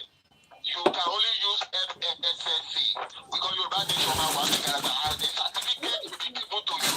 So if you don't have that, bàbá ní pé máa lọ sọ́dọ̀ kábíyèsí ìlú yìí, wà á lọ pẹ̀lú àwọn ọ̀sẹ̀. Ní kábíyèsí ìlú ẹ̀ bá wá sọ fún ẹ wípé àwọn ọmọ bàbá ẹ̀ nílẹ̀. That means wípé you are second class citizen. Ní ọkọ wa. It means you are never a Yoruba Nation agitator, struggler, and now we have the nation, you are part of it, and you cannot be identified by your local traditional ruler. You can only be accepted as a conquest citizen. You cannot benefit directly from the Yoruba dividends. That's the truth. That's the truth. And that is what is going on now. We will encourage you, even if you don't want to open Yoruba account for any business, you want to send money home, or you want to keep money there, go and open it to collect that certificate, FSSC, your Yoruba Social Security Code. Go and open it. You can call our customer care, RB Virtual Bank customer care line, or WhatsApp, and people will respond to you and you out. Thank you very much. And before you go, in terms of getting a message to the grassroots, we know that many of our people are not online listening to us. What other method should we, I know we might not put everything out on the social media, but what other method should we be doing to engage the people in the rural area? Especially, we told them before the election, but because Tinubu was so loved, they didn't listen to us. But now that they probably don't even love Tinubu anymore because they are loving Buhari more than Tinubu now, maybe they will listen again. But how do we get the message to them? Forget those ones who say they don't hear anything. See, all these things you are doing on the YouTube, they may not watch it when you are doing it live like this. Okay. And they come and watch it and download it. One clearly. Okay. The grassroots and everything. Okay. One clearly. Okay. You know that our governor don't reply. Don't reply. Forget Anthony, they don't hear Oshiwo. I say the Bobo here. You want some to tell people lórí media anything. Why do people that you remember that? Other way to man sọ̀rọ̀. People Koikimedia survive. So it shows one boy. Ìta ṣe lánàá tí a sọ̀rọ̀ nípa ẹni tó ṣe marine engineer tó ń wọ ọ̀kadà lórí channel kan lórí YouTube wa kan ó ti ní 1.8k view. That is on just one YouTube channel. Lórí the second backup YouTube channel the same day, ìyẹn ti gain 751. That is just under 12 hours. So I say won't follow Yoruba Nation politicians, won't follow àwọn Yalata and Co, won't follow. Gbogbo àwọn local people yẹn wọ́n follow, but wọ́n wò wípé ṣé ẹ̀rí tẹ̀ ń ṣe kìíní, ṣé any capacity láti deliver ṣá? Can you achieve it? That is their own concern. Okay. Can you achieve it? But one more Okay. Oda. Shigoni. Thank you so much. All right. Thank you. That has been Bishop Additional is one of us, and we appreciate, we love him because each time he comes in, it gives us that background conversation. And like you said, it is time now that look, because we are very, very adamant people.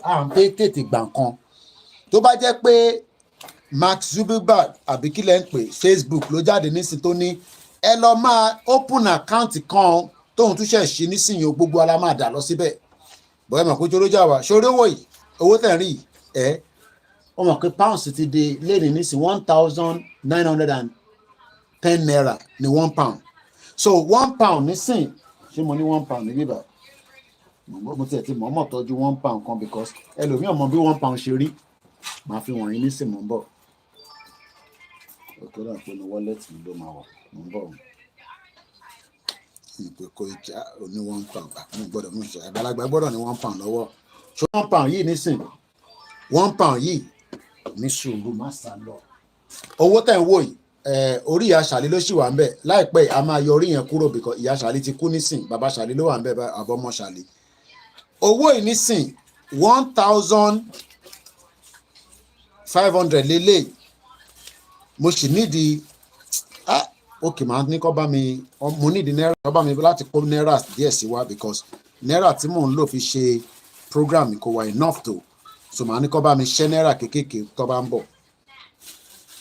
As at today it is 1,900 ló máa fún ẹ ní £1 máa fún ẹ tó bá wá ń sọ pé èmi ò ní kówó tèmi lọ tápamọ́ ẹ̀ síbì kan every day tẹ ṣe ń jí lówó yín di value èlé ohun àkó gbàdúrà lẹ́ẹ̀mẹ́ 200 in a day the naira will continue to devalue. You know why? Produce anything. African confidence ṣé kí n là mọ́lẹ̀ àbí ká sì fi sílẹ̀ bẹ́ẹ̀ ọ̀dà ẹ jẹ́ ká fún yín ní exposition kan ṣẹ́rí brother mi tó wọlé nísìn mo mọ̀ọ́mọ̀ máa sọ this time last week mo sọ fún yín pé I was very very excited and happy àbí bẹ́ẹ̀ kọ́ ó ní ìdí tí mo ṣe wà happy. We had a very strong Yoruba man to travel wá láti America tó wá kí mi ní UK. Arákùnrin tẹ́ ń rí tó type tó ń comment lọ́wọ́lọ́wọ́ yìí African Confidential òun ni mo lọ bá ní London. Àbóhùn ló wá bá mi rather. Ó gbéra láti America. Ó náà òun fẹ́ wá rí mi láti wá dúpẹ́ fún iṣẹ́ tá gbé dání. Òun dẹ̀ fẹ́ bá olóyè náà sọ̀rọ̀. We took pictures. I'm not going to put it on the social media. Kò ń ṣe pé public kan lójú ẹ̀ wà, but I will not put it out for now. Lára àwọn tá a máa archive ni ẹ̀. Kéèyàn lè ra ticket láti America pé Koiki mú láti wá dúpẹ́ fún ẹ. For being honest and standing with the Yoruba people. In tí mo lè ṣe ni pé kí n ra ticket kí n wá kí ẹ. So mo dúpẹ́ lọ́wọ́ ẹ African Confidential. Mo dúpẹ́ pé o ti padà sí America. Because as at yesterday, I was still communicating with him while he was at the Heathrow airport. Máa sọ pé they play. Àwọn tó mọ value àdúpẹ́ lọ́wọ́ wọn. And we will not disappoint every one of you. I can assure you that. We spend a little bit of time together. I will not give you all the details. But mo sọ fún yín pé gbogbo àwa tájọ wà lórí social media kì í ṣe ghost. We finally met after 3 years. You know me doing gone. Thank you so much, my brother. And I'll mention it again during the next program. You know, that I'm always on my way out already, brother. Thank you so much for coming down to UK to see us. And Igbo say I should say thank you so much as well for standing firm with it.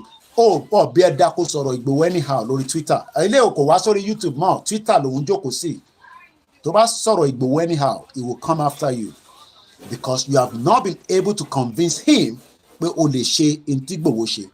So ẹ̀yin tẹ́ wà lórí comment section ẹ bá mi dúpẹ́ lọ́wọ́ African Confidential kò ń ṣe ghost èèyàn ni. Even though we have spoken it before, but it came down finally to appreciate Yoruba Nation in what we do. Àwa náà dẹ̀ ṣe packaging pé ó yá ilé máa gbé lọ sí America padà láìpẹ́ èmi ni màá wá return trip yín wá sí America. Like I told you, I will be coming to America. I will be letting you know that. That is the beauty of what we are doing. It's just the same thing. Nígbà tí mo ní mò ń bọ̀ Nàìjíríà, some of you were like, no, kò lè wá sílé, kí ló fi wá ṣe nílé pẹ̀lú gbogbo ọ̀rọ̀ tó ti sọ. Ẹ bá mi kí African Confidential gbogbo ẹ̀yin tẹ́ ń gbọ́ program yìí, whether you are watching it on Facebook, ẹ bá mi dúpẹ́ lọ́wọ́ ẹ̀ pé ọmọ Yorùbá tàtà ni. Ọmọ Yorùbá tàtà ni. Ó fi ọmọ kan wọ̀n, àbí ó fi ọmọ kan rather, ó fi ọmọ kan wọ̀n pé yes, you know, triple DRS, ẹ bá ń kí dáadáa. Thank you so much, you know, thank you very, very much. Ẹ̀yin ní ẹni Koikimedia, mo sọ fún yín pé àwọn ní kankan bí tán lọ self determination náà la máa gbé dání. Kò dẹ̀ ní sú gbogbo wa, kò ní rẹ̀ wá. You know, it was a very fun. Ẹ mọ̀ pé last week mo sọ fún yín pé inú mi dùn gan. Some of you were like, kí ló ń dùn nínú Koikimedia? Because for somebody to come all the way from America láti wá kíyàn pé òun dúpẹ́ fún ẹ pé n tó gbé dání náà èèyàn nìyẹn, ó jẹ́ kíyàn ṣe kí ni. Àròlé Odùduwà, ẹ bá mi kí African Confidential dáadáa. And if you are watching as well or listening, please let us appreciate him. You know, I didn't tell him I was going to do this, but it's just to say to him that we love him, just like we love every one of you. And like I said, the return trip will be coming to America. When? I don't know, but I will let you know. Let me wind the program down. We've gone past 19 minutes after 3 hours, so that we might come back maybe in the middle of the night. We don't know. That's if we have the strength. Mr. Jimmy Moses, thank you so much. Bishop Adesina Nikimake, African Confidential, you know, for coming down. And Mr. De Goroye Nikimake now as well. And everyone on the platform is a very, very loyal Yoruba man. Monsheton Shelori Twitter for one bajaki did back to back. Jimmy Razak in Africa Confidential, we appreciate you for visiting Koikimedia in London, and so many of you. Ẹ̀yin tó kù náà a máa jọ ríra láìpẹ́ láì jìnnà. Àròlé Odùduwà ní African Confidential, ìwọ náà ti wà nínú ìtàn bí nígbà tó ń jàjà Yoruba Nation, ó dúró gẹ́gẹ́ bí ọmọ ọkọ tó dúró fún ìran rẹ̀ bí gbogbo yín náà ṣe dúró. Thank you so much, you know, Mr. Bamidele Aliu. Life Price, wow, nice time with you today. Thank you so much. And let me go so that my family can have their own space, because when I'm live like this, I have restricted them to so many things that they should say, not just to say, because they know that I am live. Thank you so much. Tokyo no Nikimaki, African Confidential. Thank you so much, everyone. And we love you all. And the God will protect Yoruba land. The God will protect Biafra land. Will protect the Northerners from the Fulanis and the rest of the people that are Plateau and the rest as well. And on that note, I will be back if I can. If I'm not, that means we'll be on for the Sunday broadcast. And then when we close that broadcast, we'll be coming with a new week with more of what Baba Kitoye said we should be discussing. Go and enjoy the rest of the evening. I'll just stretch my leg and spend time with the family right now. Yoruba Nation not going back. Let's read it together. Iṣẹ́ wa fúnlẹ̀ wa, forílẹ̀ ibi wa, kàgbéga, kàgbéga, kàgbéga falérí. Ìgbàgbọ́ wa ni pé bá ti bẹ̀rù la bọ́ mọ́, ká ṣiṣẹ́, ká ṣiṣẹ́, ká ṣiṣẹ́ ká jọlá. Ìṣọ̀kan àtòmìnira ní kẹjẹ́ ká máa lépa. Ìtẹ̀síwájú fọ̀pọ̀ ire àtòhun tó dára. Ọmọ Oòduà dìde, bọ́ sípò ẹ̀tọ́ rẹ. Ìwọ ni ìmọ́lẹ̀ ògo adúláwọ̀. And when we say support Koikimedia, we specifically mention that it is voluntary donation. That does not stop you from donating to the Oromiyan 10 as diaspora and as at all. Silver Badmus, Ononikinke, African Confidential, Dash Me Onikinke. And my Koikimedia team says, I should say thank you so much for visiting their boss in London. And on that note, have a very good afternoon. Good evening. Bye for now.